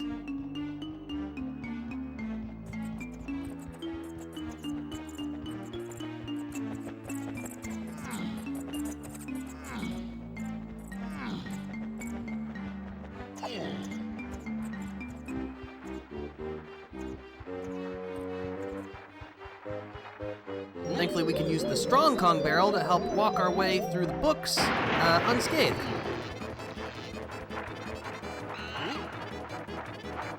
This must be all of Cheeto's extended family.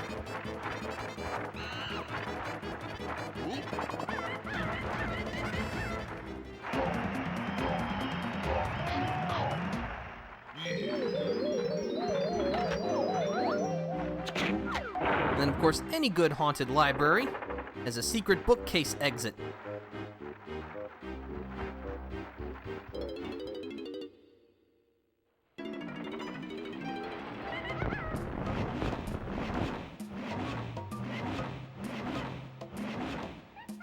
Yeah, we just have to go collect Tiny's last 10 bananas, and then we're home free.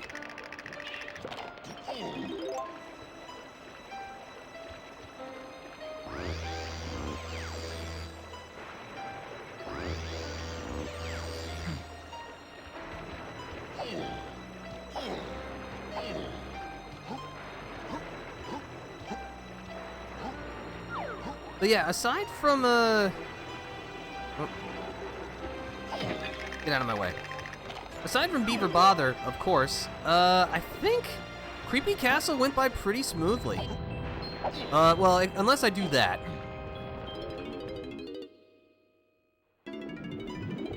Alright, we're running that back.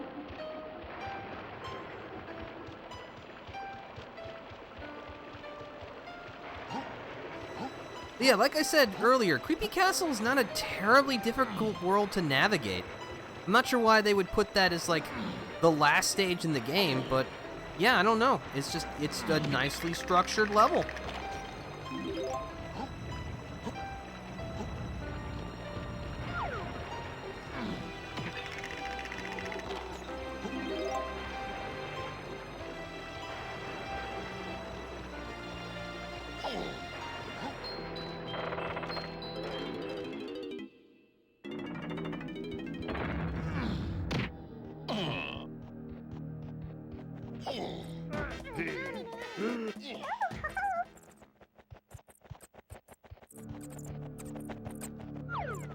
Yep, there it is.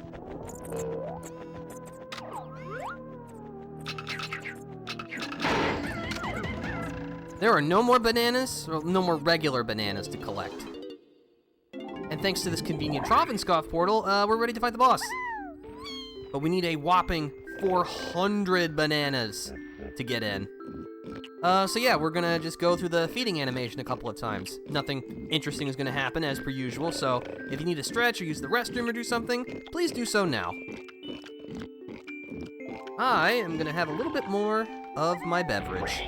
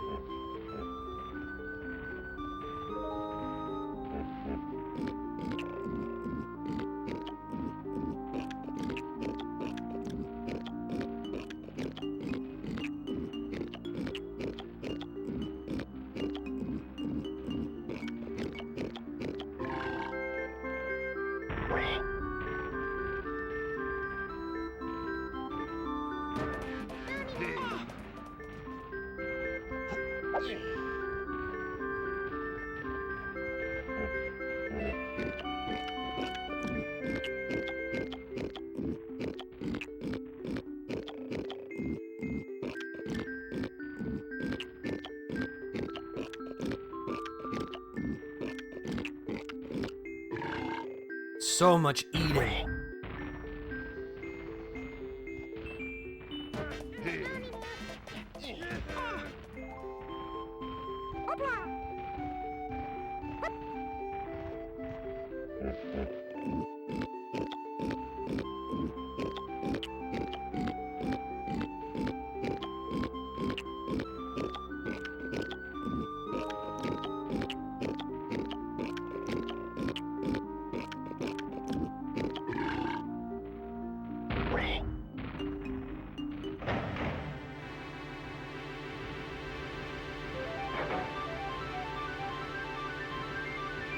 And for the last boss, Lanky will be leading us into the fray.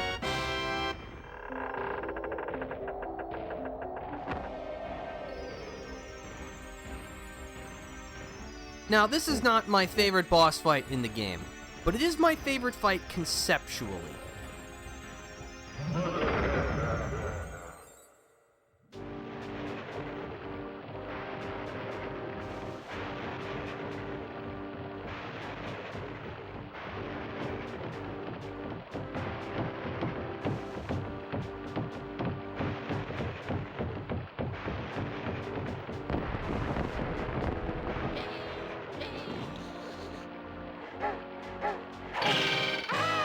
This is King Cutout.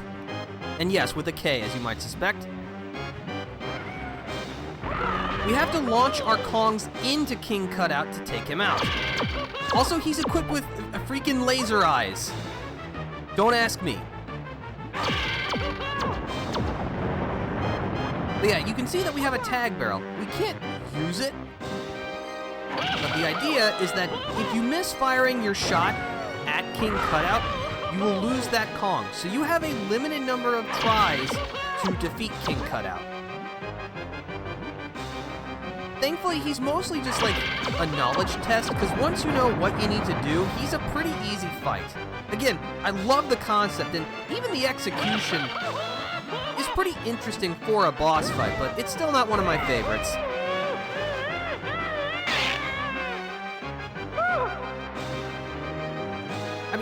In terms of like, oh yeah, so this phase now has a fake King Cutout. The lighter colored one is the real one. That's the one you want to target. So not you, you. I also love the sounds that King Cutout makes when he takes damage. It's very funny.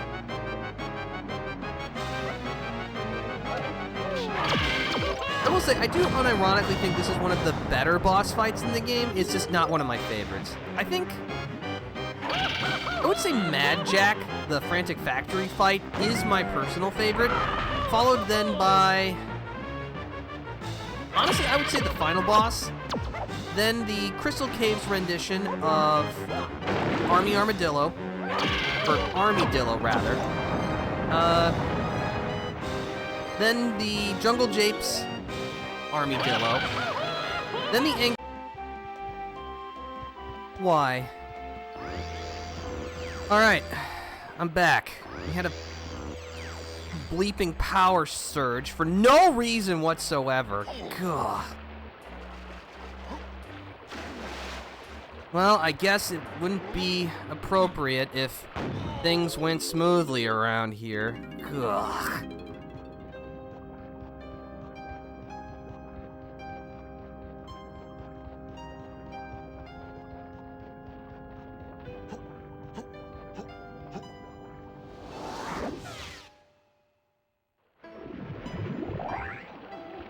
Alright, just... Wow, that... Ugh.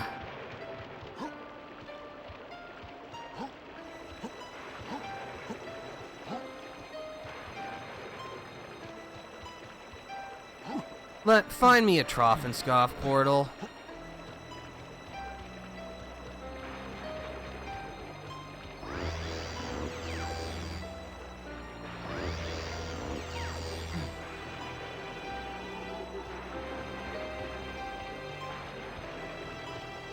That was so stupid. What? I don't even know what caused... Well, yeah, it was a power surge, obviously, but, like, why? I don't know. Why would any of this happen?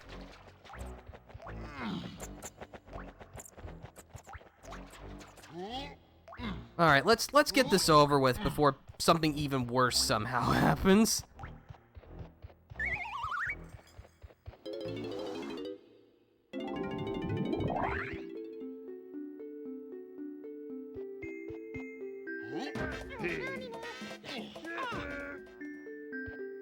Well, thankfully I was recording, so I should be able to,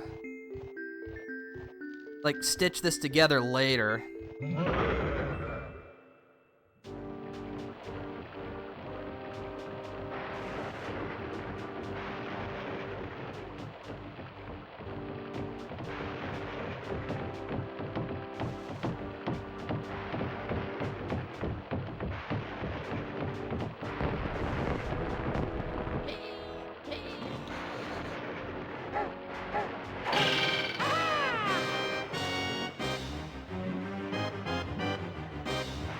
Alright, round 2, I guess.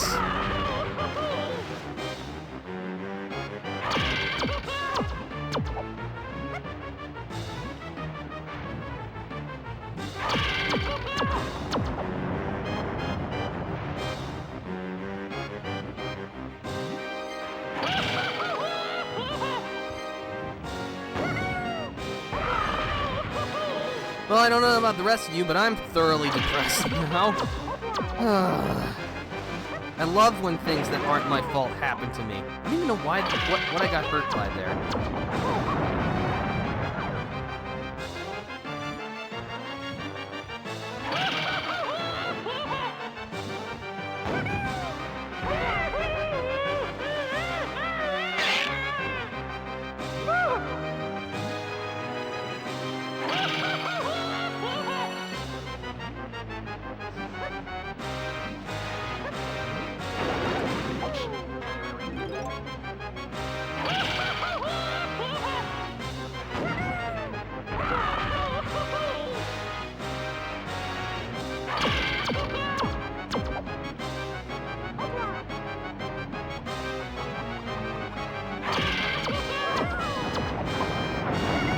Great. Alright, well, switch to a new Kong.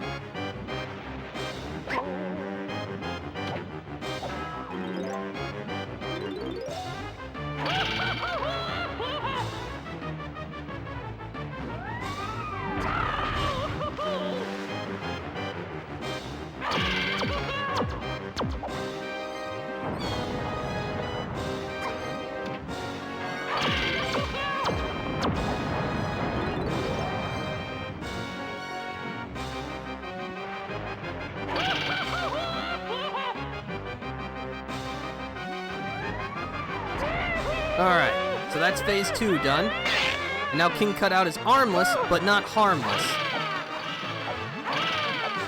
And so now he'll just begin rapidly popping up, so you have to time your shot. Thankfully, it's a consistent pattern that he appears in.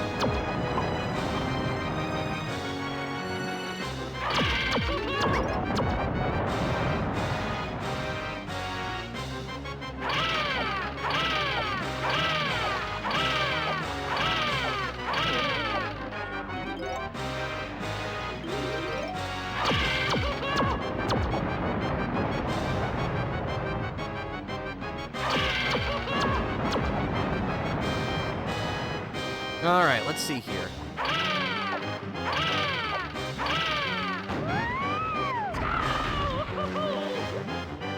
I don't know why sometimes randomly I fall into the water and start swimming, and other times I don't.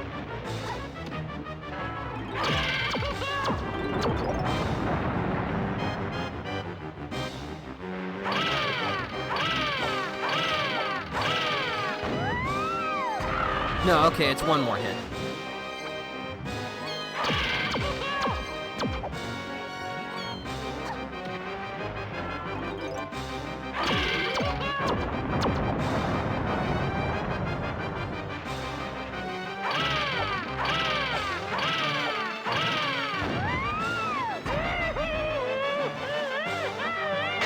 And now he's lost his head and the will to fight.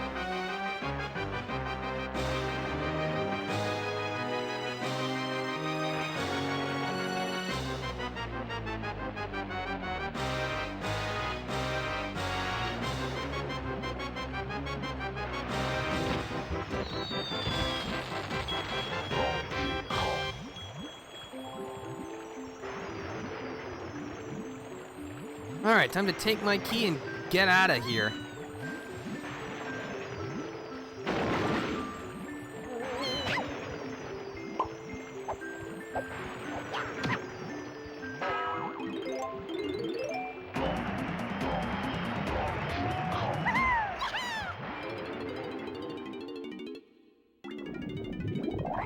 Alright, that's over.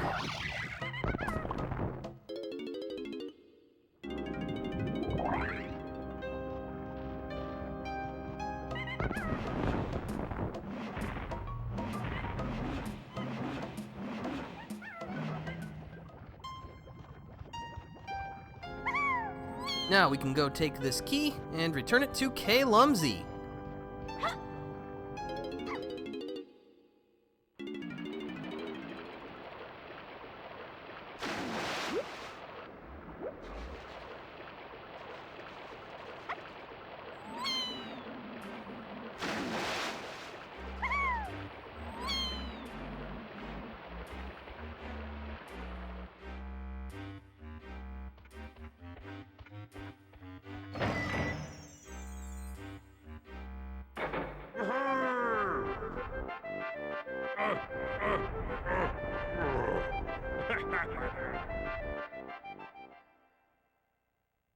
But with 7 keys delivered,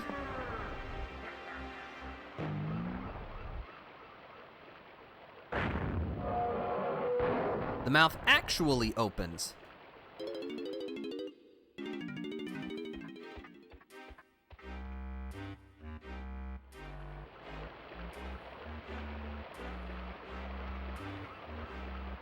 Now, if you would attempt to approach the mouth using Diddy Kong's rocket barrel, it would malfunction.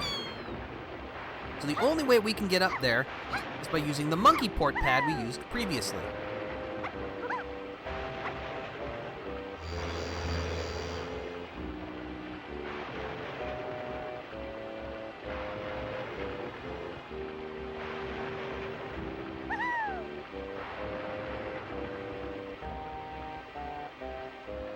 And in we go, literally into the belly of the beast.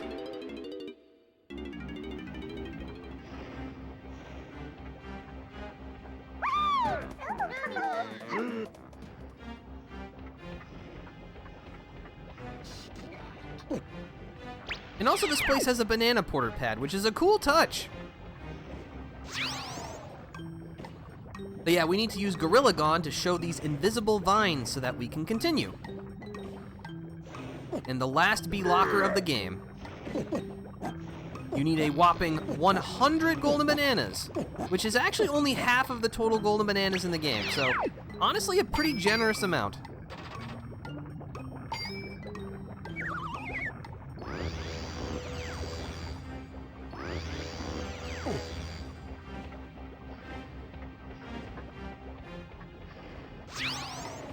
Once again, use Gorilla Gone to go over here, however, for another bonus barrel. Welcome to bonus stage. One last round of Kremlin Kosh for the road.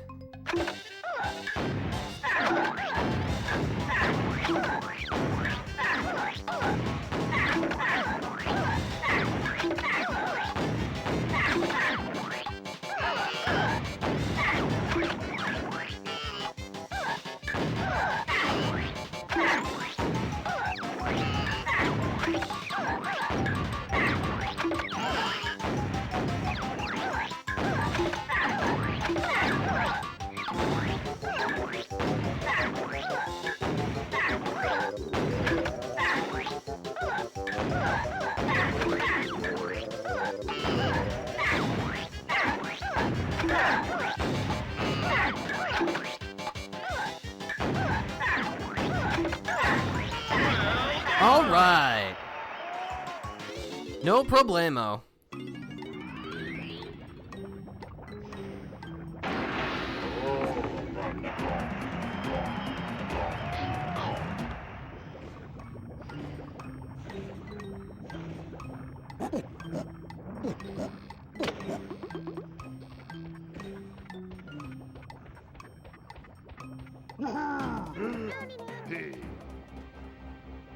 All right, the other thing we can do here is with the sniper scope, we can target that coconut switch.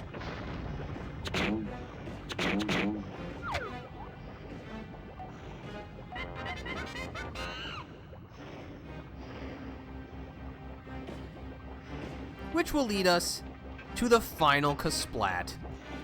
And one last bongo solo.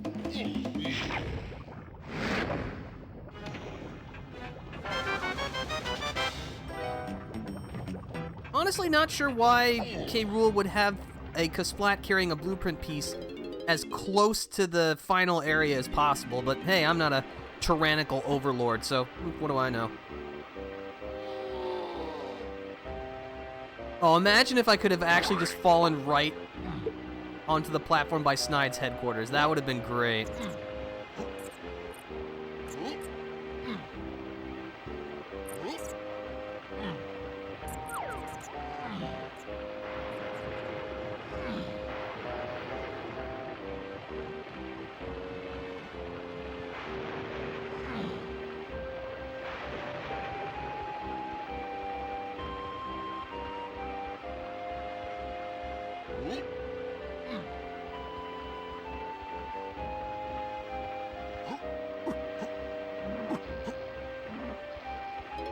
Alright, well, we got a lot of blueprints to turn in.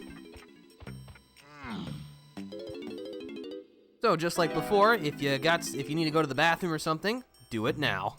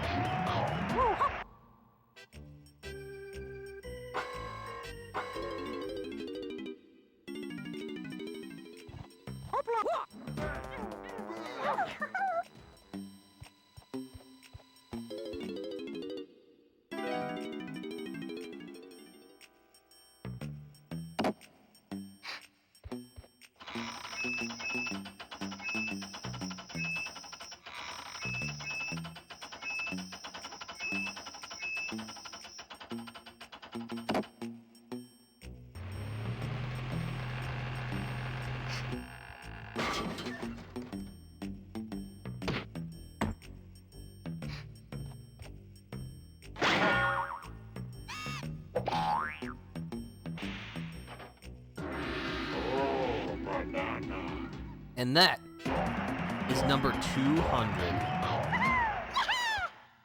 And also, the blueprint is complete. We have the full Blast-O-Matic plans. But also, for collecting everything, we get a bonus. Yeah, if you want, you can play any of the regular bonus minigames. You can replay Beaver Bother, you know, if you're feeling masochistic. Also, fun fact, this minigame was named something different originally. Bonkers Barrel Bandit instead of Batty Barrel Bandit. And I guess they forgot to adjust it in this menu.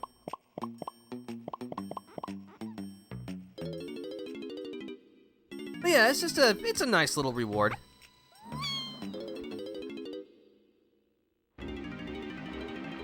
Alright, but with that, we have collected every golden banana. Wink, wink. But we have something we need to take care of first. Namely, shutting down this darn Blast-O-Matic before it completely vaporizes our island. And us, too.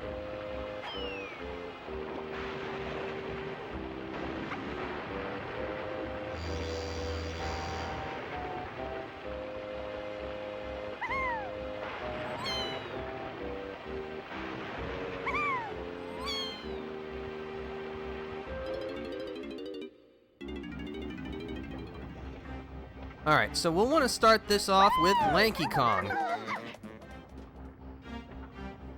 Thankfully we can use the handy-dandy banana porter to get across to the other side. Alright, well, this is the beginning of the end, my friends. Let's put a stop to K-Rool's schemes.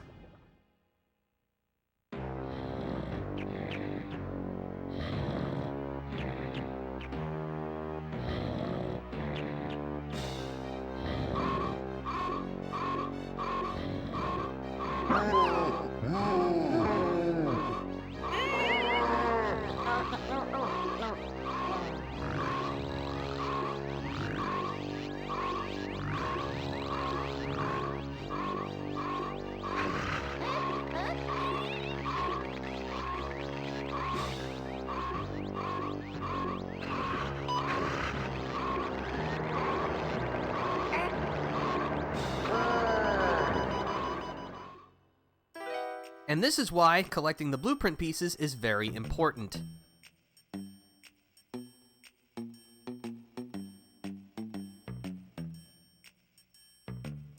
They allow Snide to stall the Blast-O-Matic's firing sequence.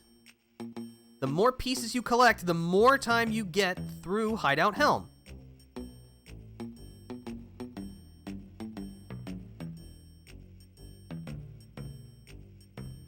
But yeah, the maximum time you can get is 50 minutes.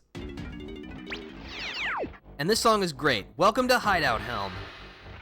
Yeah, this will require all of the Kongs to work together. The first hazard is just a steep slope, so use Lanky's orang stand to scale it with ease.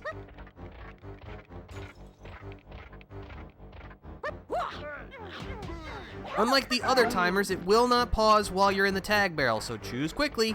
But yeah, over here, we just need to blast this pineapple switch.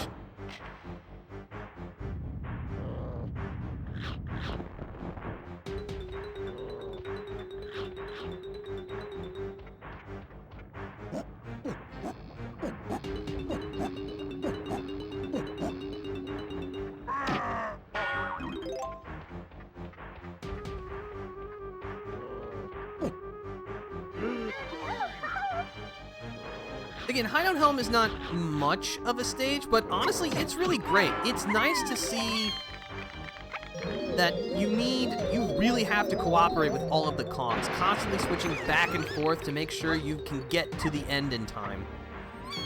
I don't quite remember like how much time it usually takes me to get through here. Certainly not the 50 minutes, but especially on your first time through, you want as much time as possible. Here we are in the central chamber.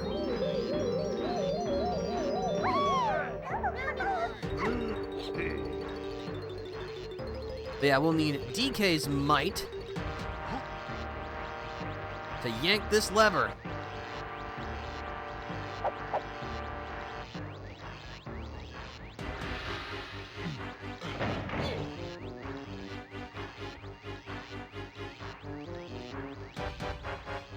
Which activates these DK stars and makes a Diddy barrel appear.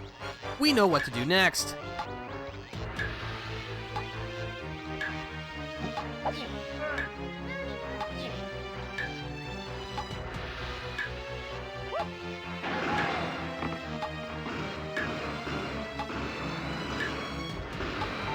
Fly through all of the DK stars before time runs out.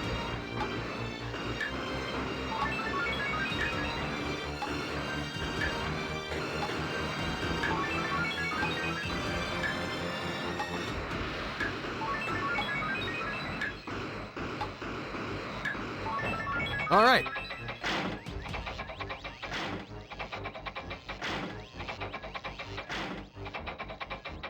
That opens a variety of gates. Now we have to tackle them in order from 1 to 5. And the first one is Donkey Kong, but we don't want to switch to him just yet. We need Chunky, because he's got to knock down these gates in the way.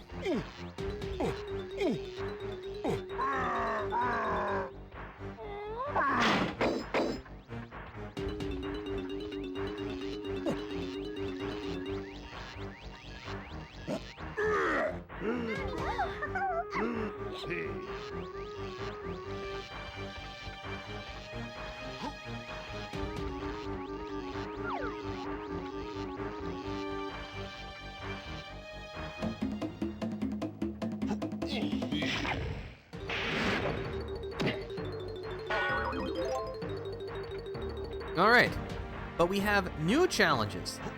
These K-Rool steel drums bring us to brand new mini games. Jump into the blast barrel and hit 3 targets.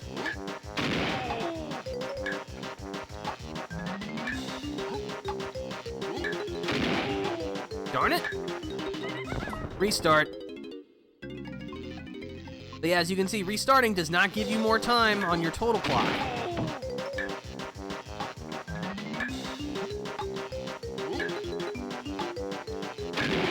I admit, the additional minigames are actually pretty well executed.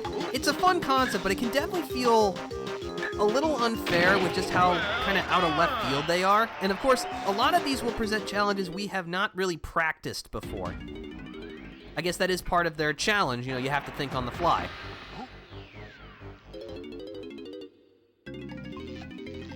But this is a fun one. This is a Rambi challenge. Bash some Kremlings, but watch out for the power pylons. Yeah, just defeat enough Kremlings in the time limit without electrocuting yourself. Now, if Beaver Bother was more like this, we'd have an entirely different game on our hands.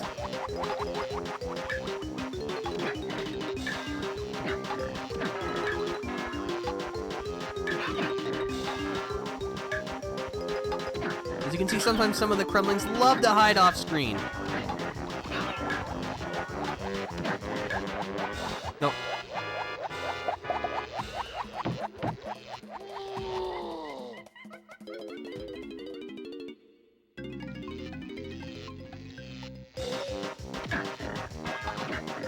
say, I also like the minigame theme that they use for this.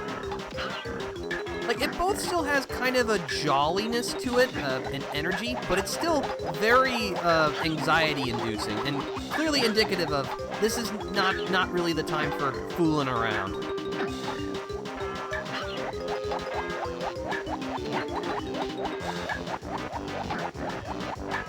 All right.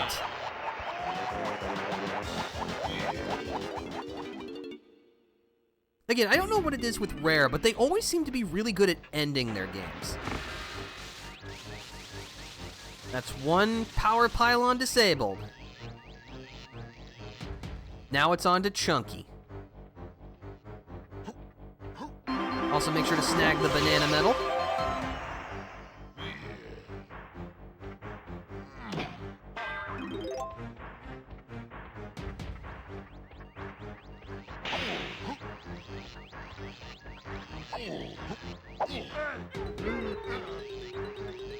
Before we deal with Chunky's section, 2 sections down here are also blocked by gates, so we might as well knock them down while we're here.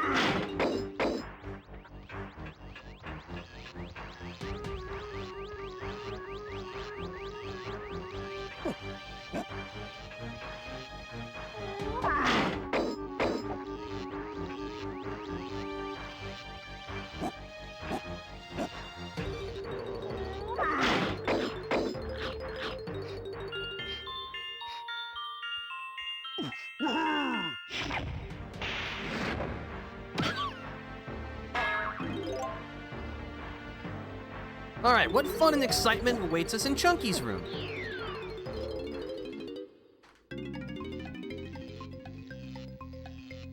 Find the hidden Kremling and bash him. But yeah, we gotta get Chunky first, Hunky Chunky, so that we can knock down these crates.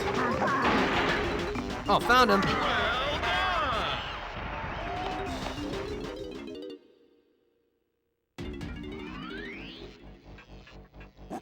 Alright, quickly, into the other one.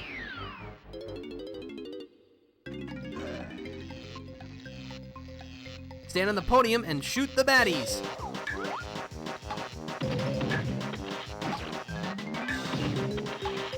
So yeah, just use your sniper scope and take the enemies out. But yeah, you do have to stay up on this podium, otherwise you lose. And we can't have that.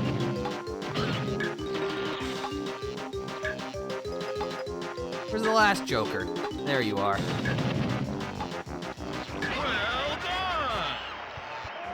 Very good, very good.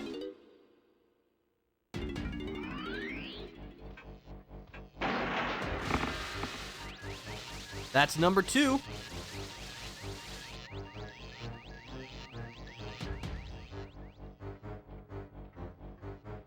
All right, it's tiny time.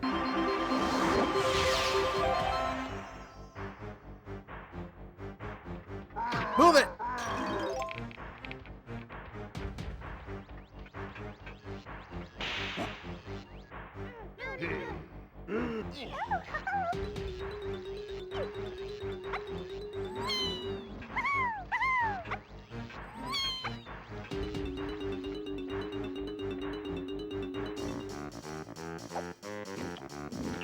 These are some dedicated guards if they're still willing to stop us, even though the Blast-O-Matic could very well blow up and kill everyone here.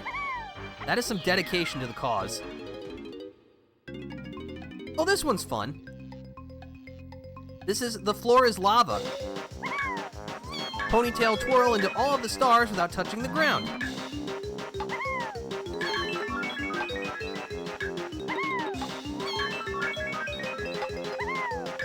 Then just step on the final switch. Well done!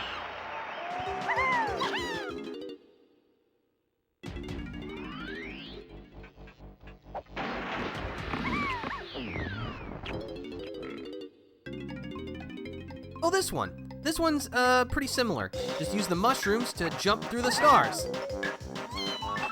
But this time you can touch the ground. What? That didn't count. There we go. Well done!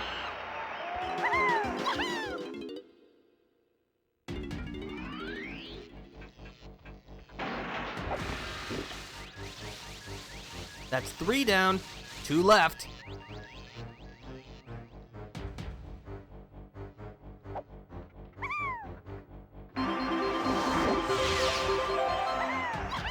Oh yeah. It's not really what I wanted you to do, Tiny.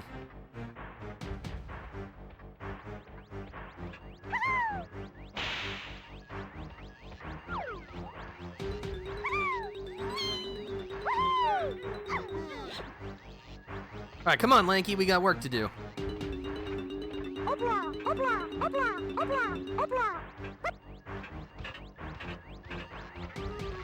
Yeah, this section definitely has like a tension and a pace to it that nowhere else in the game does, which is great. The ending should be kind of high stakes, if you ask me.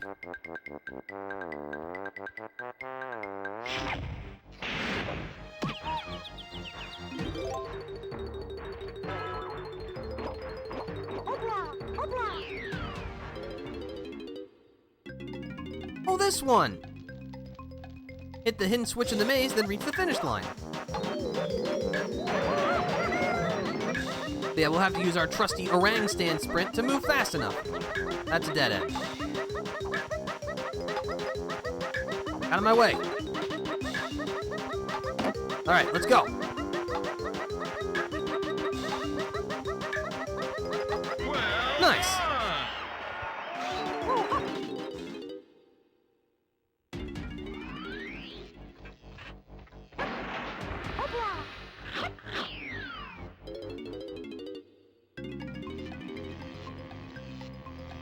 Blast the zingers. One of the simplest minigame instructions I've seen in a hot minute. But yeah, just shoot the zingers.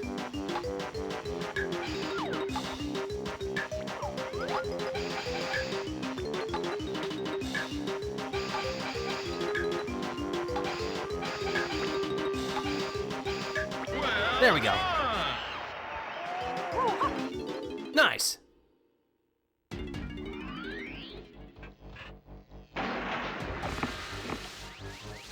That's 4 down. There's only 1 segment left.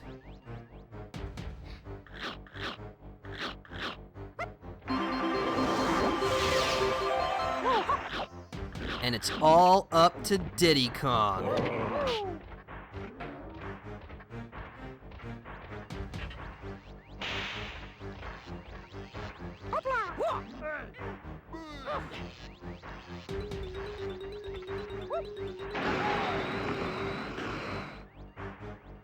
There it is.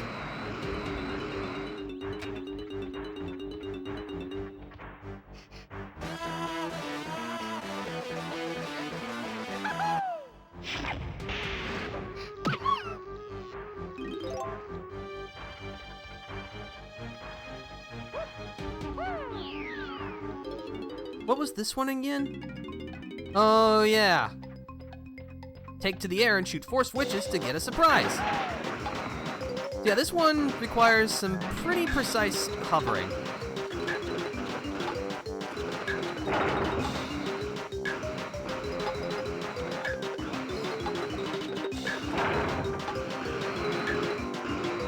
It's a good thing that in a Hideout Helm you have unlimited crystal coconuts and ammo.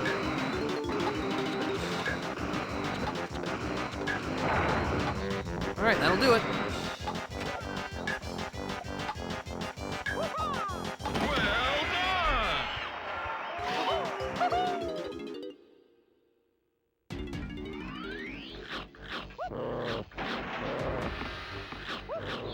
The last minigame.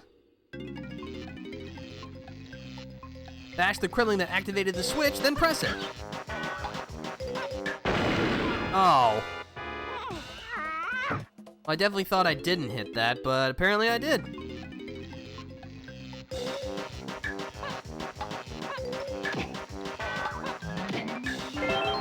Thankfully, the right Kremling will make that noise once you hit him.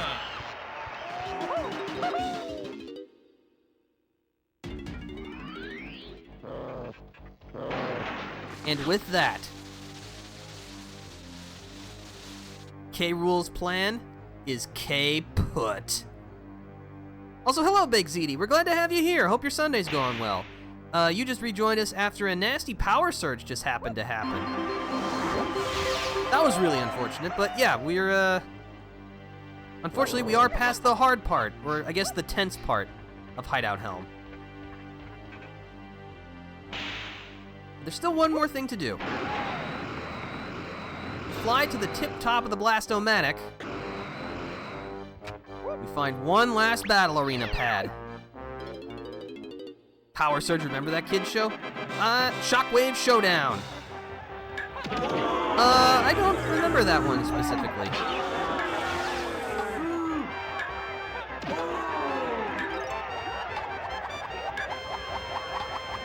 What was that one about? Maybe if you jog my memory, it'll be like, oh yeah, I remember that.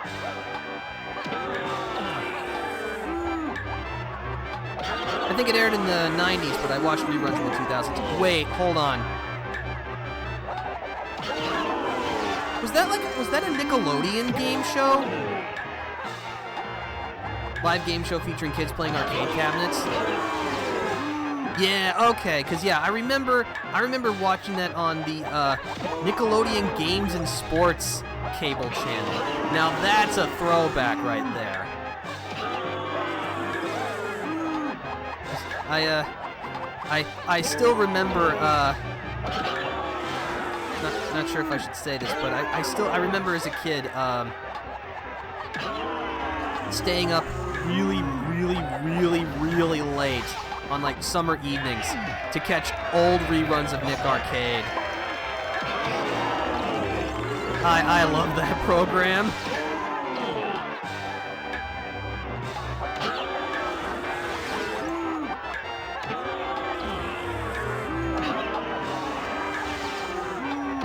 Now give me that crown, because I've rightly deserved it.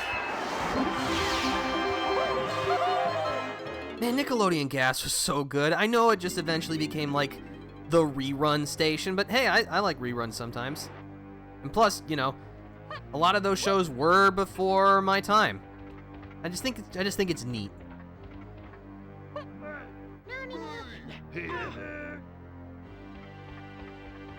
All right, well, the Blast-O-Matic is down. Let's go find Rool. Now, that door that you saw, or maybe it's a door later on, but we will need 4 battle crowns to get past it, which thankfully we have. There it is, that's the door. Yeah, this is like the command center that we saw at the very start of the game, which is cool. Legends of the Hidden Temple, Guts, Nick Arcade, Double Dare, man, just all the good old game shows. I've always loved game shows.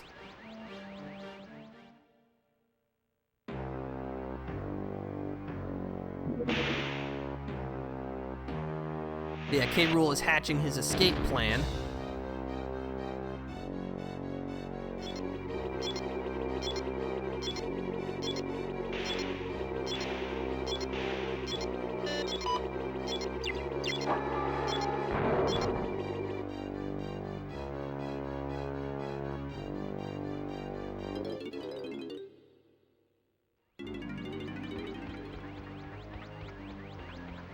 But yeah, we activated the banana porter, which is good.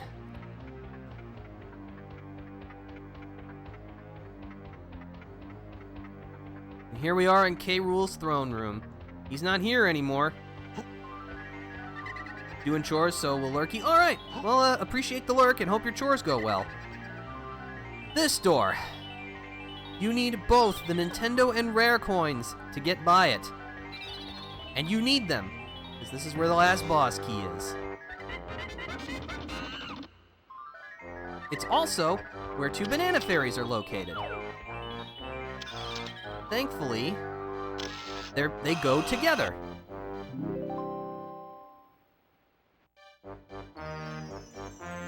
And that's all 20 banana fairies.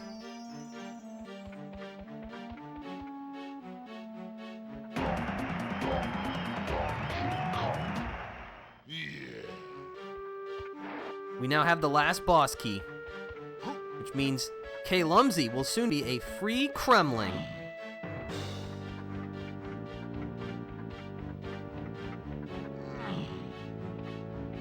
But yeah, I can only imagine, like, how deflated people must have felt if they got to this point without having collected the 4 crowns and the Nintendo and Rare coins. Because again, there's nothing that really indicates that you need them for anything. It just kind of feels like an unfair surprise, you know? It's like, haha, you can't actually finish the game yet. What, did you think that just because you shut down the Blast-O-Matic, you get to waltz your way on to the final boss? Think again, bucko.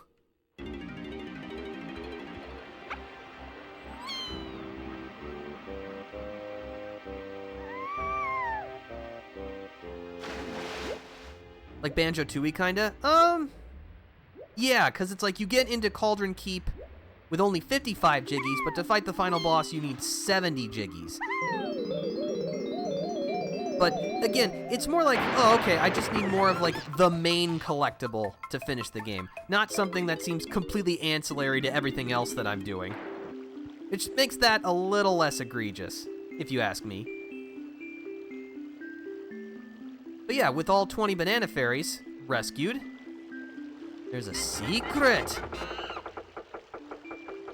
As it turns out, there's not just 200 golden bananas, there's 201. Now the other 200 had a Nintendo sticker. This one is a rare sticker.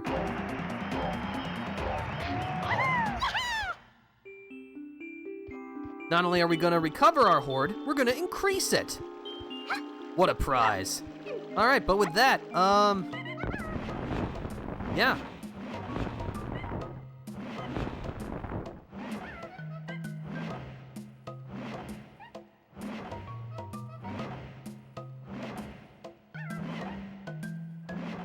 That's everything. Which means there's only one thing left to do. GG on Nanners, thank you. It was quite a struggle to get here. But you know, I've done it before, and I'll do it again at some point.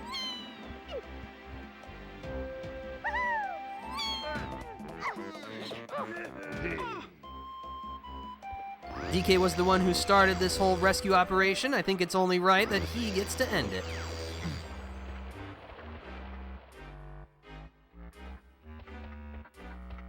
I think it's safe to say you like this game. Yeah, I do. I love this game.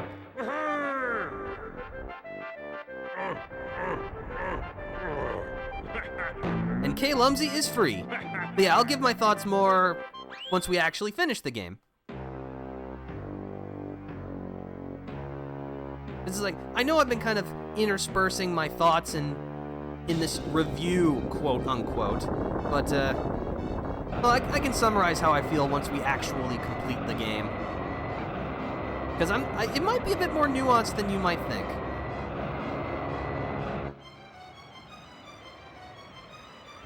Yeah, King K. Rool's gonna try and make a break for it. But of course, we're not gonna have any of that.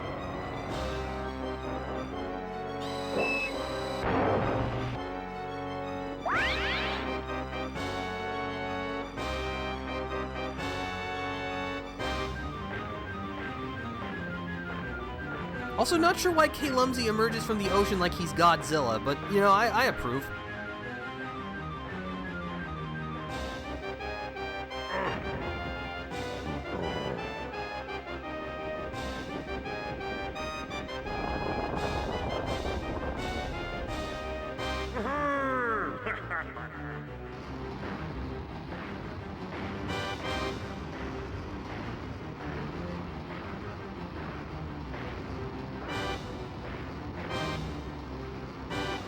Oh no, Kid Lumsey, watch out!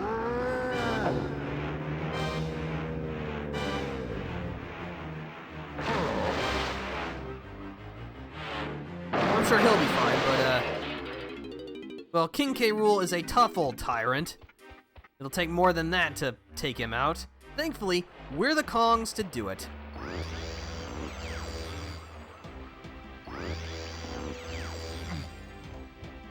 Which, of course, leads us to the final boss. Although, if you've never played this game before, you probably wouldn't expect what you're about to be in for. But, well, let's just get right into it.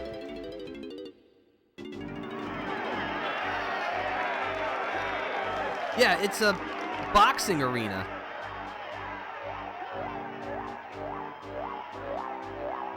And a microphone with a mustache.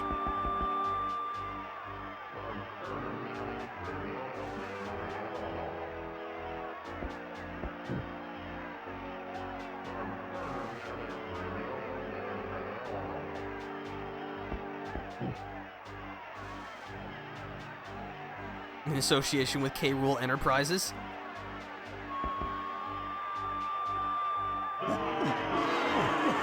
Yeah, boo to you too. Is there a way to support the channel? No, actually.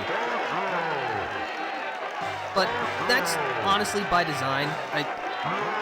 Quite frankly, I don't want to have to try and file taxes on making like 32 cents of yearly revenue off my Twitch channel, so I figure it's just easier to not even bother.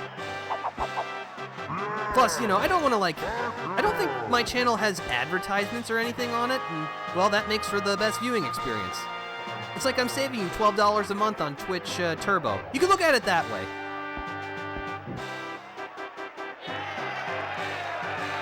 I mean, Twitch Turbo is great, don't get me wrong, but you know, it's just another corporation trying to squeeze money out of you. Also, I can't be bought or swayed by anything, because I'm not making any money off of this.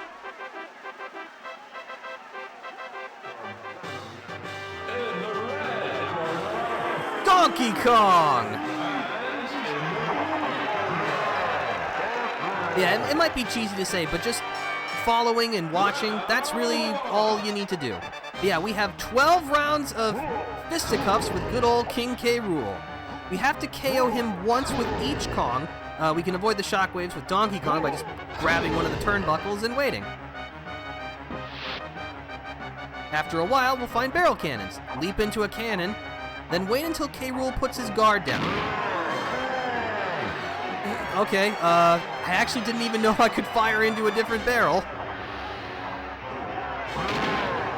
That's a clean hit.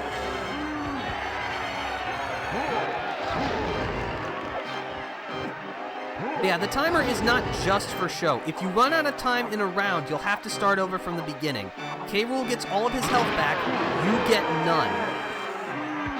You also have to KO King K. Rool with each Kong before the 12 rounds are up, otherwise you lose. If you run out of health, you also have to restart all the way back at the beginning.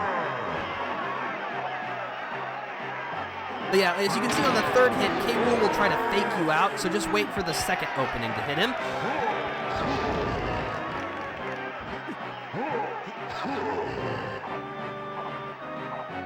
Five, six, seven.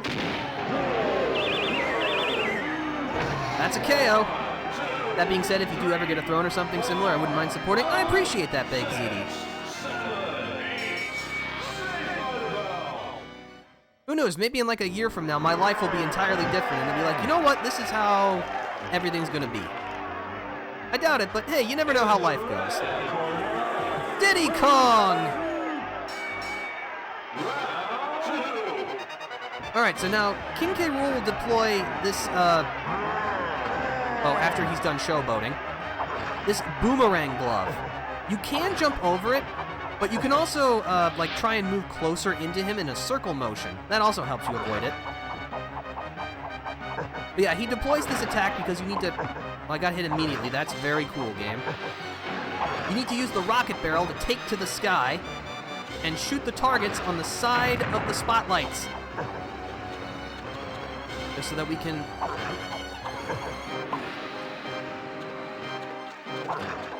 What? That didn't count. Come on.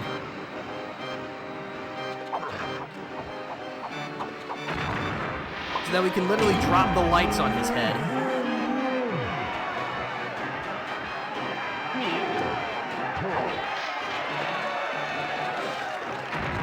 Like I said, King K. Rool has a lot of flaws. Being flimsy is not one of them. But yeah, honestly, you find it easier to just, tank the hits instead of trying to avoid them. As long as you can shoot the targets reasonably quickly, you'll have enough health.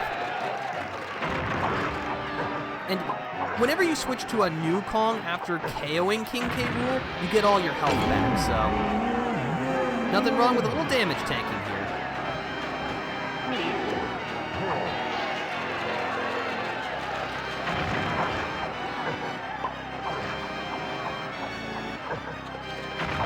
Alright. Diddy's done the damage.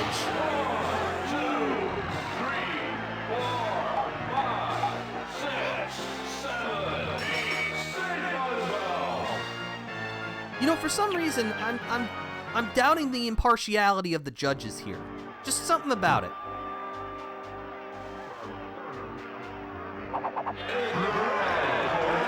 Lanky Kong!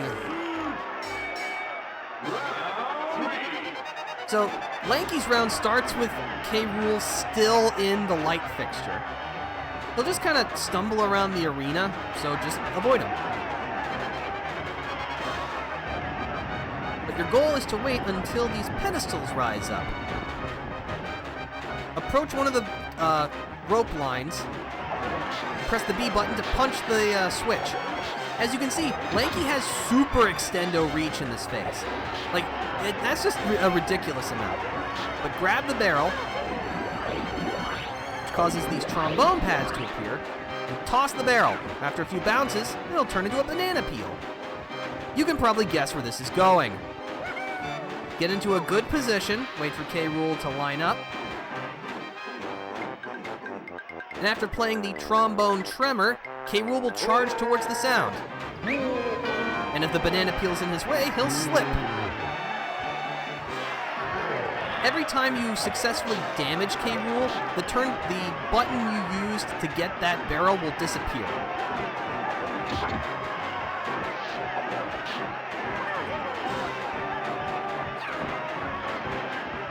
Again, this is a silly idea. I like it, but this is probably like this is the finickiest phase.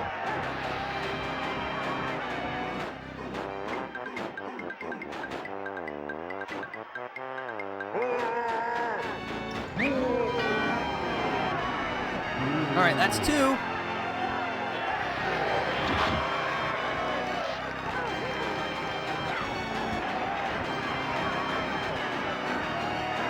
Oh, not that way.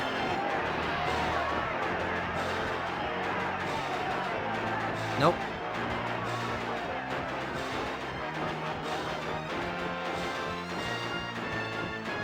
That should do.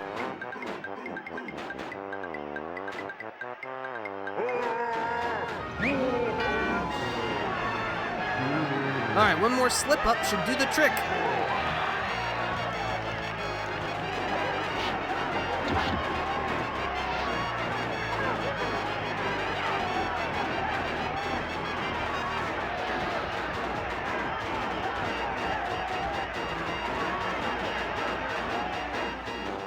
I hope that works.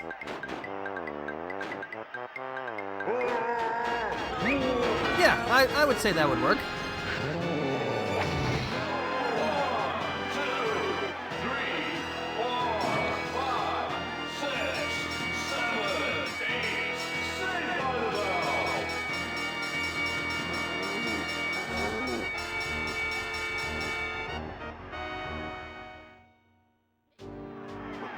Alright, so now it's tiny time.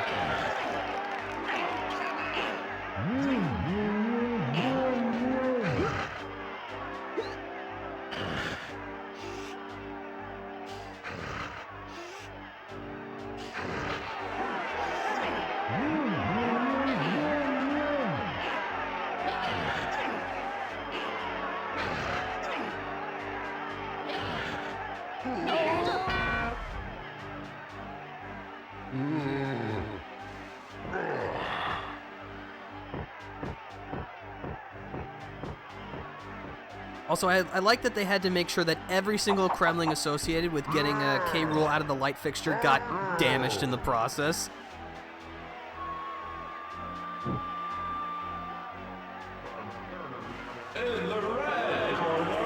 Tiny Kong! Alright, so this round starts off similarly to Donkey Kong's. You can grab a turnbuckle for some protection, provided you can actually jump onto it. But you can also use the ponytail twirl to just jump over the shockwaves. But yeah, our goal here is we're going to wait until Rool hurts his butt.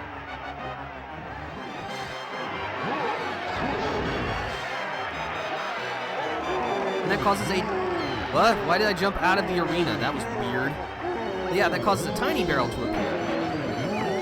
Quickly get into the hole in Rool's shoe. And now we're going to cause a little bit of a toe jam. Yeah, those are the most highly detailed crocodile feet I've ever seen in my life.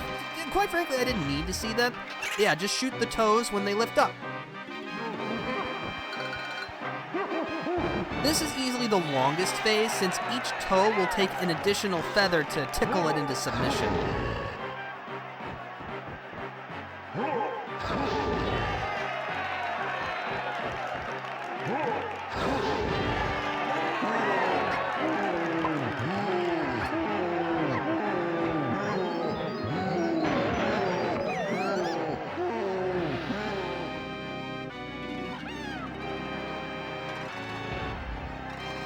Yeah, I do like the idea that Rool's shoes are really old, because you can, like, see the cobwebs in them.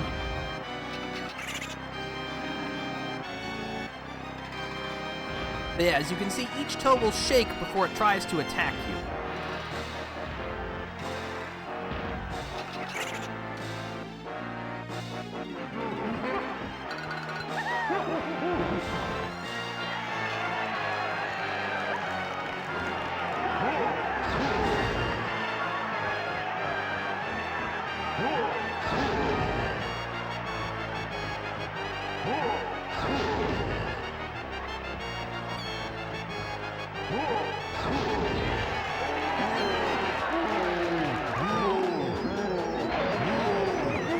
Alright, how about a third time?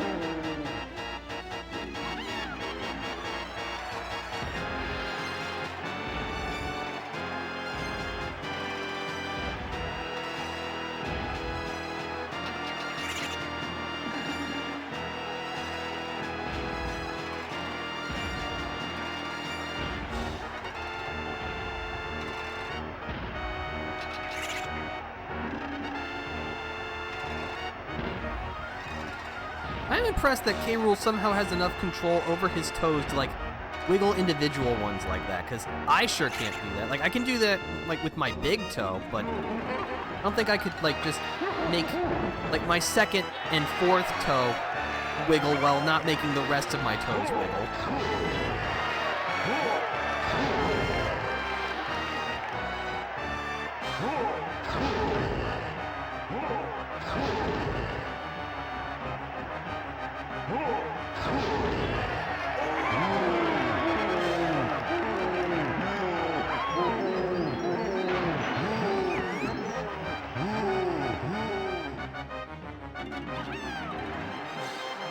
Alright, one round more should do it for the toes.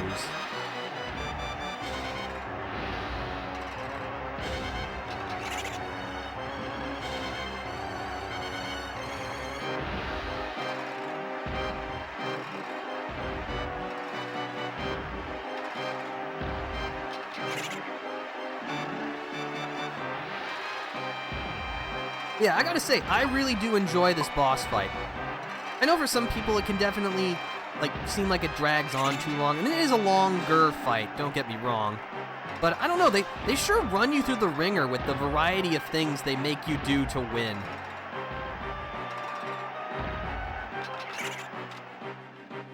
I don't know, a good final boss is something that tests you through all the things that you've learned throughout the game. And I don't know, King K. Rool's not, like, the best example in all of video games, but I think he does a pretty good job.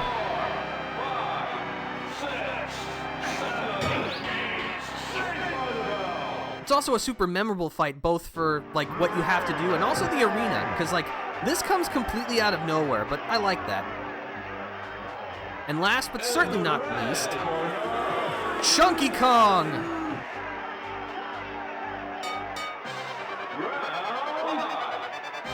So Rool deploys a new technique here. By bouncing off the ropes, he turns invisible. But don't get me wrong, he's still solid enough that he'll hurt you if he runs into you. So first we gotta make tracks for the chunky switch in the middle, which causes these chunky pads to appear. Then we can use our chunky pad to turn invisible, which reveals K. Rool and a chunky barrel. And then once we're in, square up. Plant a primate punch right in K. Rool's face. Do that 4 times, and you emerge victorious.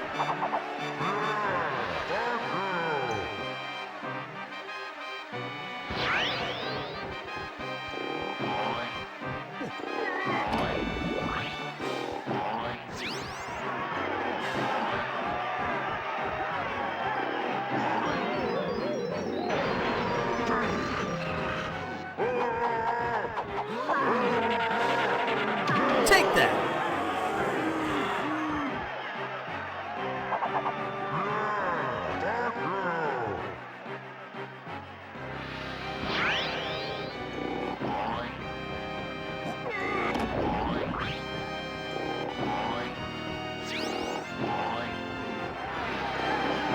Once you get to hit number 3, K. Rool will turn invisible. Uh-oh, it was a little slow.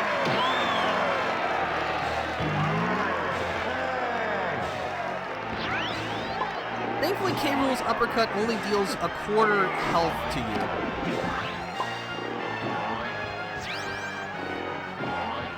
You think maybe that would be an attack that would take off like half a million or even a whole one? Oh, that's a clean hit.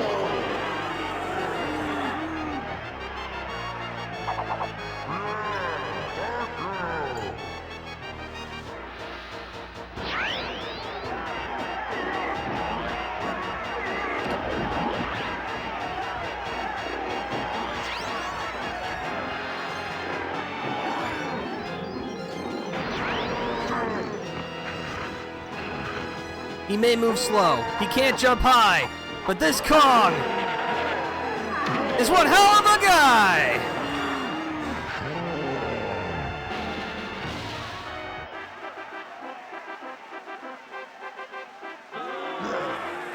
Listen to that crowd, they love us! And why shouldn't we? We just won.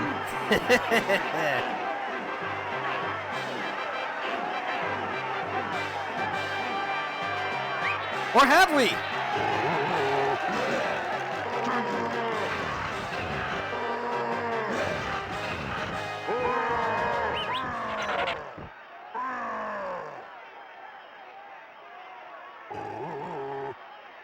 Chunky completely oblivious during the whole thing. That's great.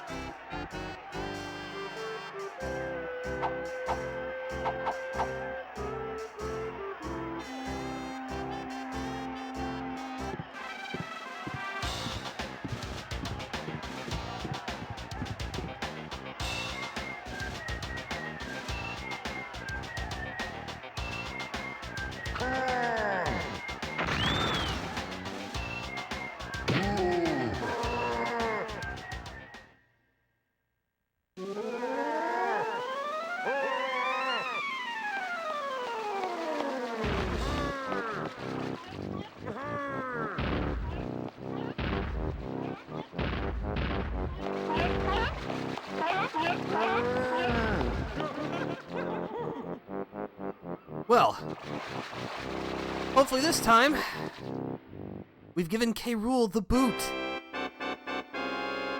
But yeah, that's it. That's Donkey Kong 64.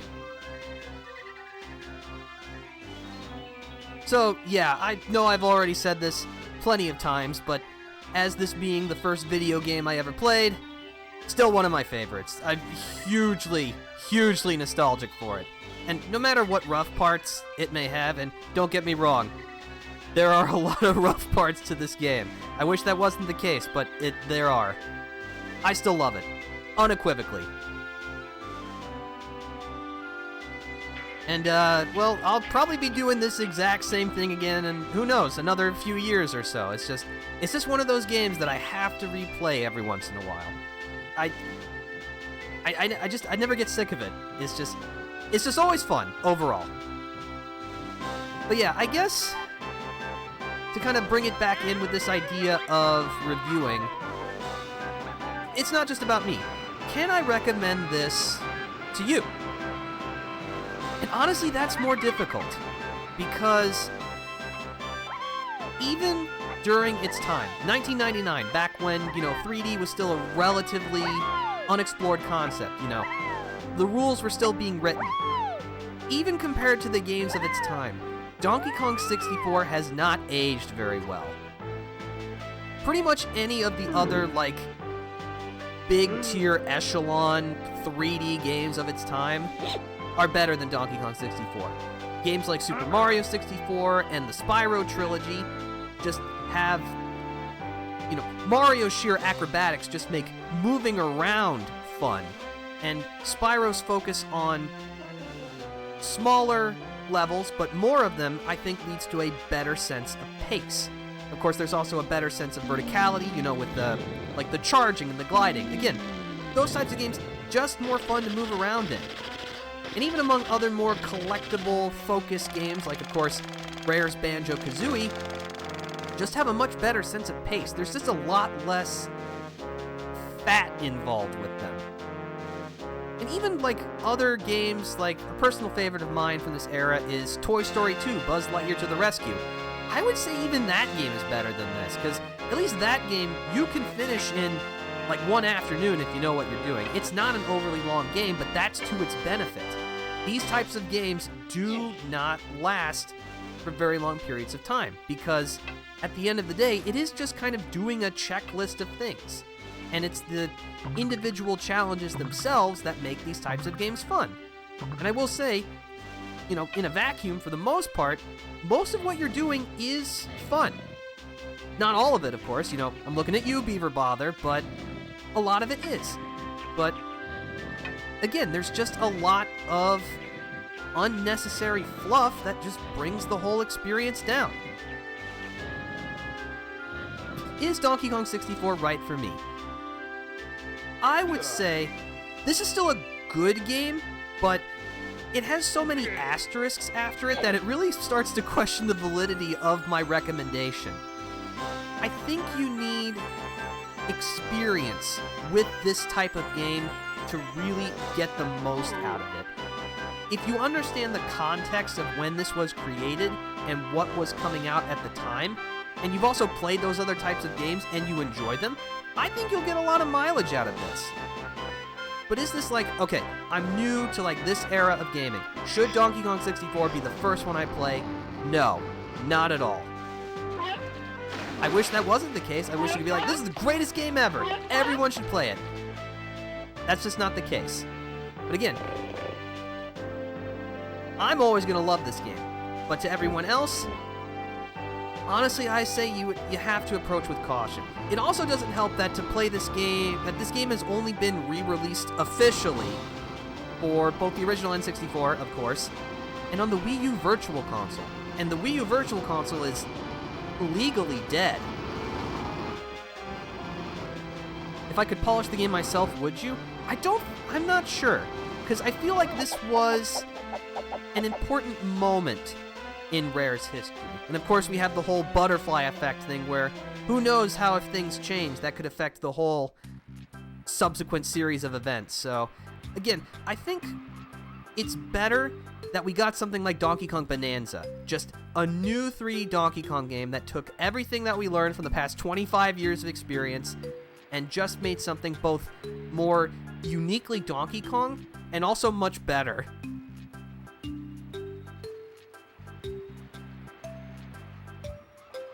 Again, sometimes a good concept or a good idea doesn't explicitly need a sequel, like a direct sequel rather. It might need a spiritual successor. And I think, games like A Hat in Time or something like that are better representative of like a true spiritual successor to these types of games.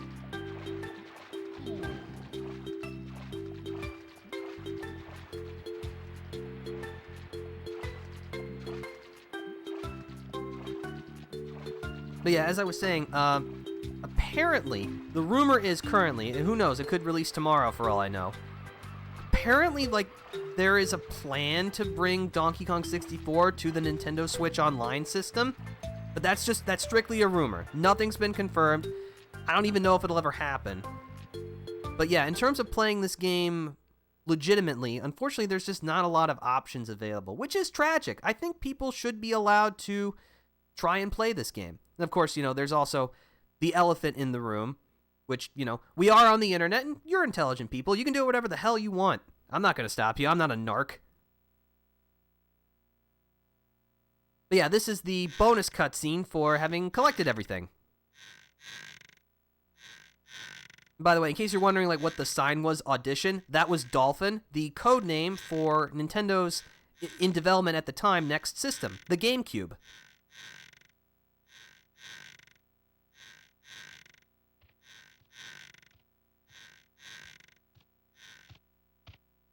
But yeah, not sure why we're in this, like, white purgatory void.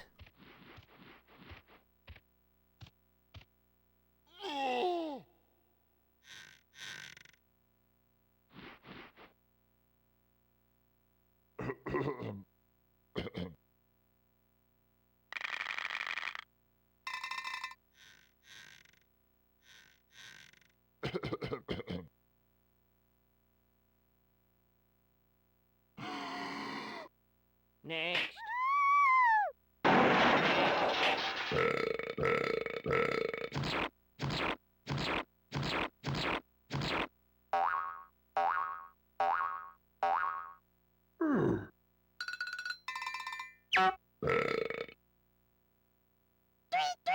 Next. Next.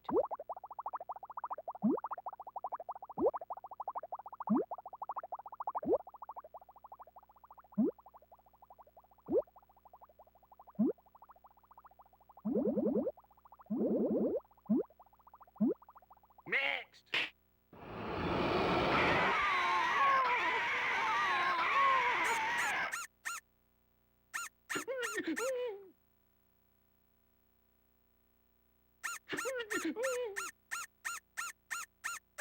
Next. Next.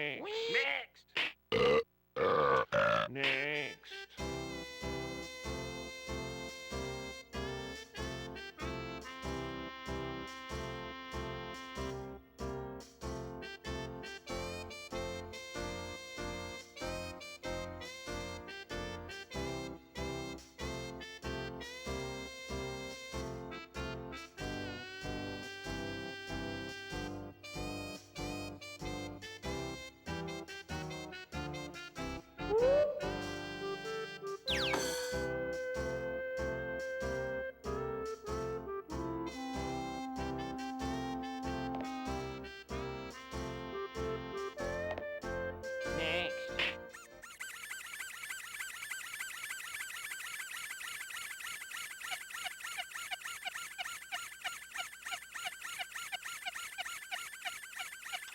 Next.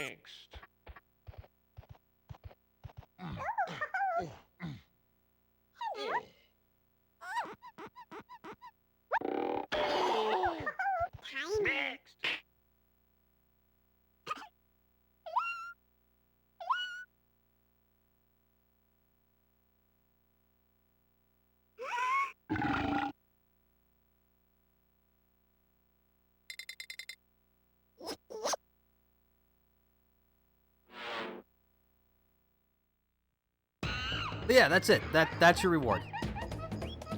I mean, back in the day, it would have been... Actually, you know what? Even back in the day, probably not worth it. But hey, these types of games are more about the journey rather than the destination. But we're not quite done yet. There's still a couple of things I want to talk about.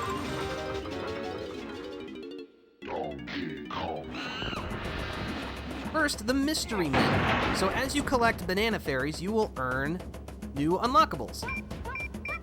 You can rewatch any of the game's movies. You can also play some bonus mini games. Why don't we start with this one? This is the Rambi Arena. And it stars Rambi, as you might suspect. Hit the moving targets to increase your score. And your score are naughties. This is revenge for Beaver Bother. But yeah, you get combo points as you strike multiple naughties in quick succession. There's also a golden naughty that spawns in the center, which is worth more points. It's kind of unfortunate that this only appears as a bonus minigame, because, like, honestly, this is probably better than like half of the other regular bonus minigames in this game. There are no prizes associated with getting a high score. This is purely just for your amusement.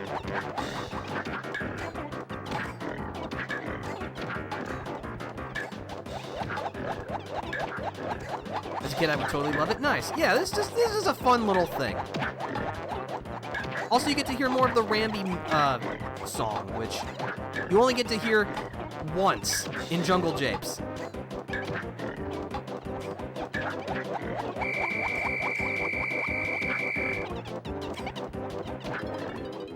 Yeah, not my finest hour, but that's okay.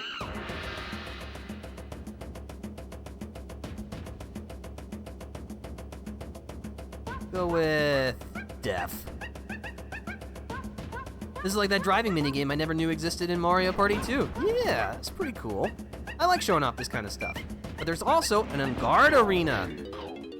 Because I couldn't beat the minigame place. Yeah, the minigame coaster's really tough in 2. But yeah, this one is more complicated. Swim through the stars to increase your score. Yeah, depending on how...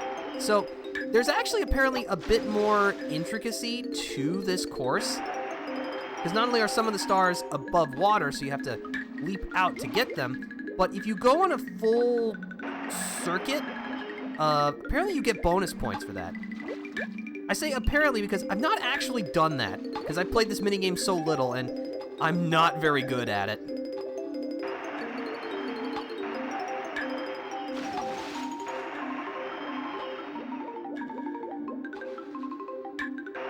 As opposed to the Rambi one, I'm glad this one is not one of the main minigames. Or maybe it would be good to have it, I don't know.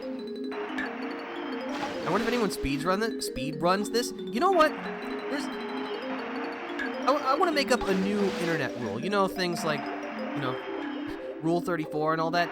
Rule 78. There is a speedrun category for every single thing in any video game. Someone has speedrun this. I have to believe that.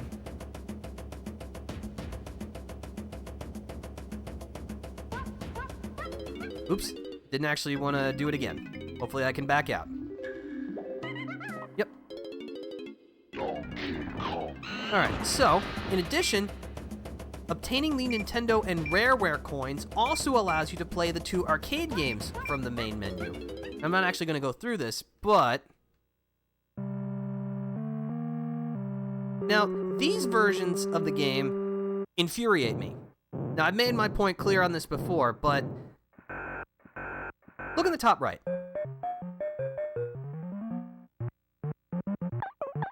We start with this, and then we have 2 lives in reserve. The arcade games in the main game itself, like the ones you actually have to complete to get stuff, arbitrarily reduce the number of lives you get. You have no extra lives in the Frantic Factory version of the Donkey Kong arcade machine. And you only have 2 extra lives in the main game version of Jetpack. Here, you have the standard 2 extra lives, so why? Why did they get rid of them? It's just like... I don't get it. It's pure torture. It's so dumb. I don't know why they did it. But yeah, and here we can see in Jetpack, okay, we start with a life, and then we have 4 extras. Yeah, not gonna play that. So yeah, that's for 6. For 10, you can replay any boss fight you want. 15 lets you toggle Crusha as a multiplayer character. And 20 gives you cheats. could turn on unlimited items. Very powerful. There is one other thing. Multiplayer! Thankfully, it took a little bit of testing to do, but as long as this doesn't backfire, yeah. So yeah, you can, this is the built-in multiplayer mode. I didn't realize you could change the screen split. That's kind of cool.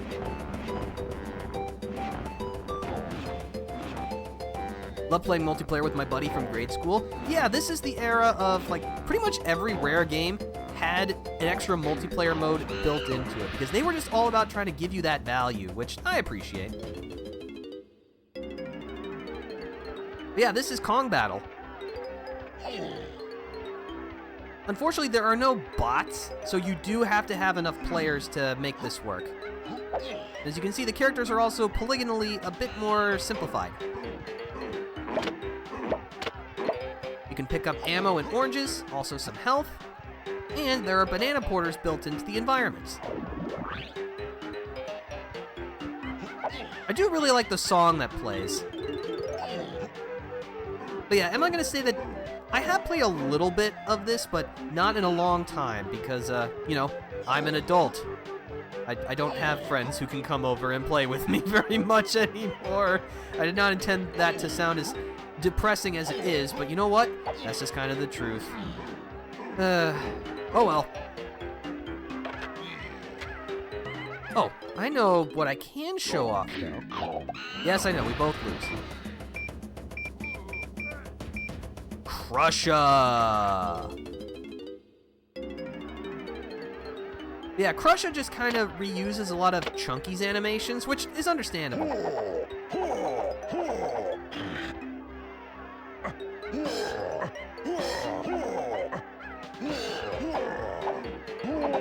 But yeah, he's got like his own moveset.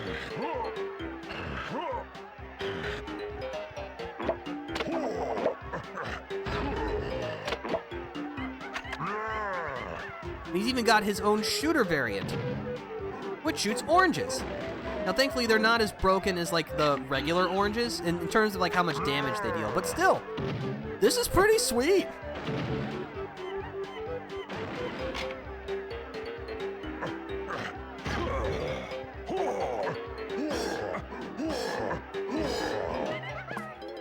All right, the last thing that I would like to show off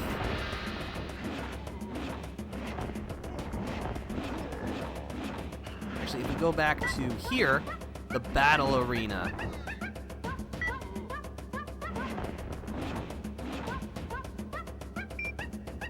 Yeah, this is fine. But the battle arena takes place on a battle arena pad. It's like a bit more Smash Brothers-esque. However, your movement is a bit more limited. Like, you don't have dash attacks or anything like that.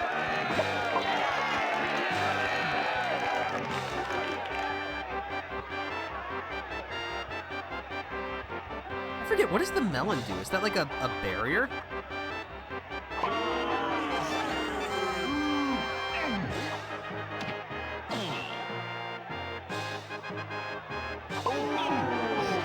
I guess that's supposed to provide some protection. I guess that goes to show how little I've played this. But yeah, was this ever going to be like the multiplayer that was going to replace like Mario Kart 64 or Super Smash Brothers or even something like GoldenEye's multiplayer? No. But you know what? They threw it in anyway. And still, there are probably lots of people who had many afternoons of fun doing this. That's what really matters at the end of the day.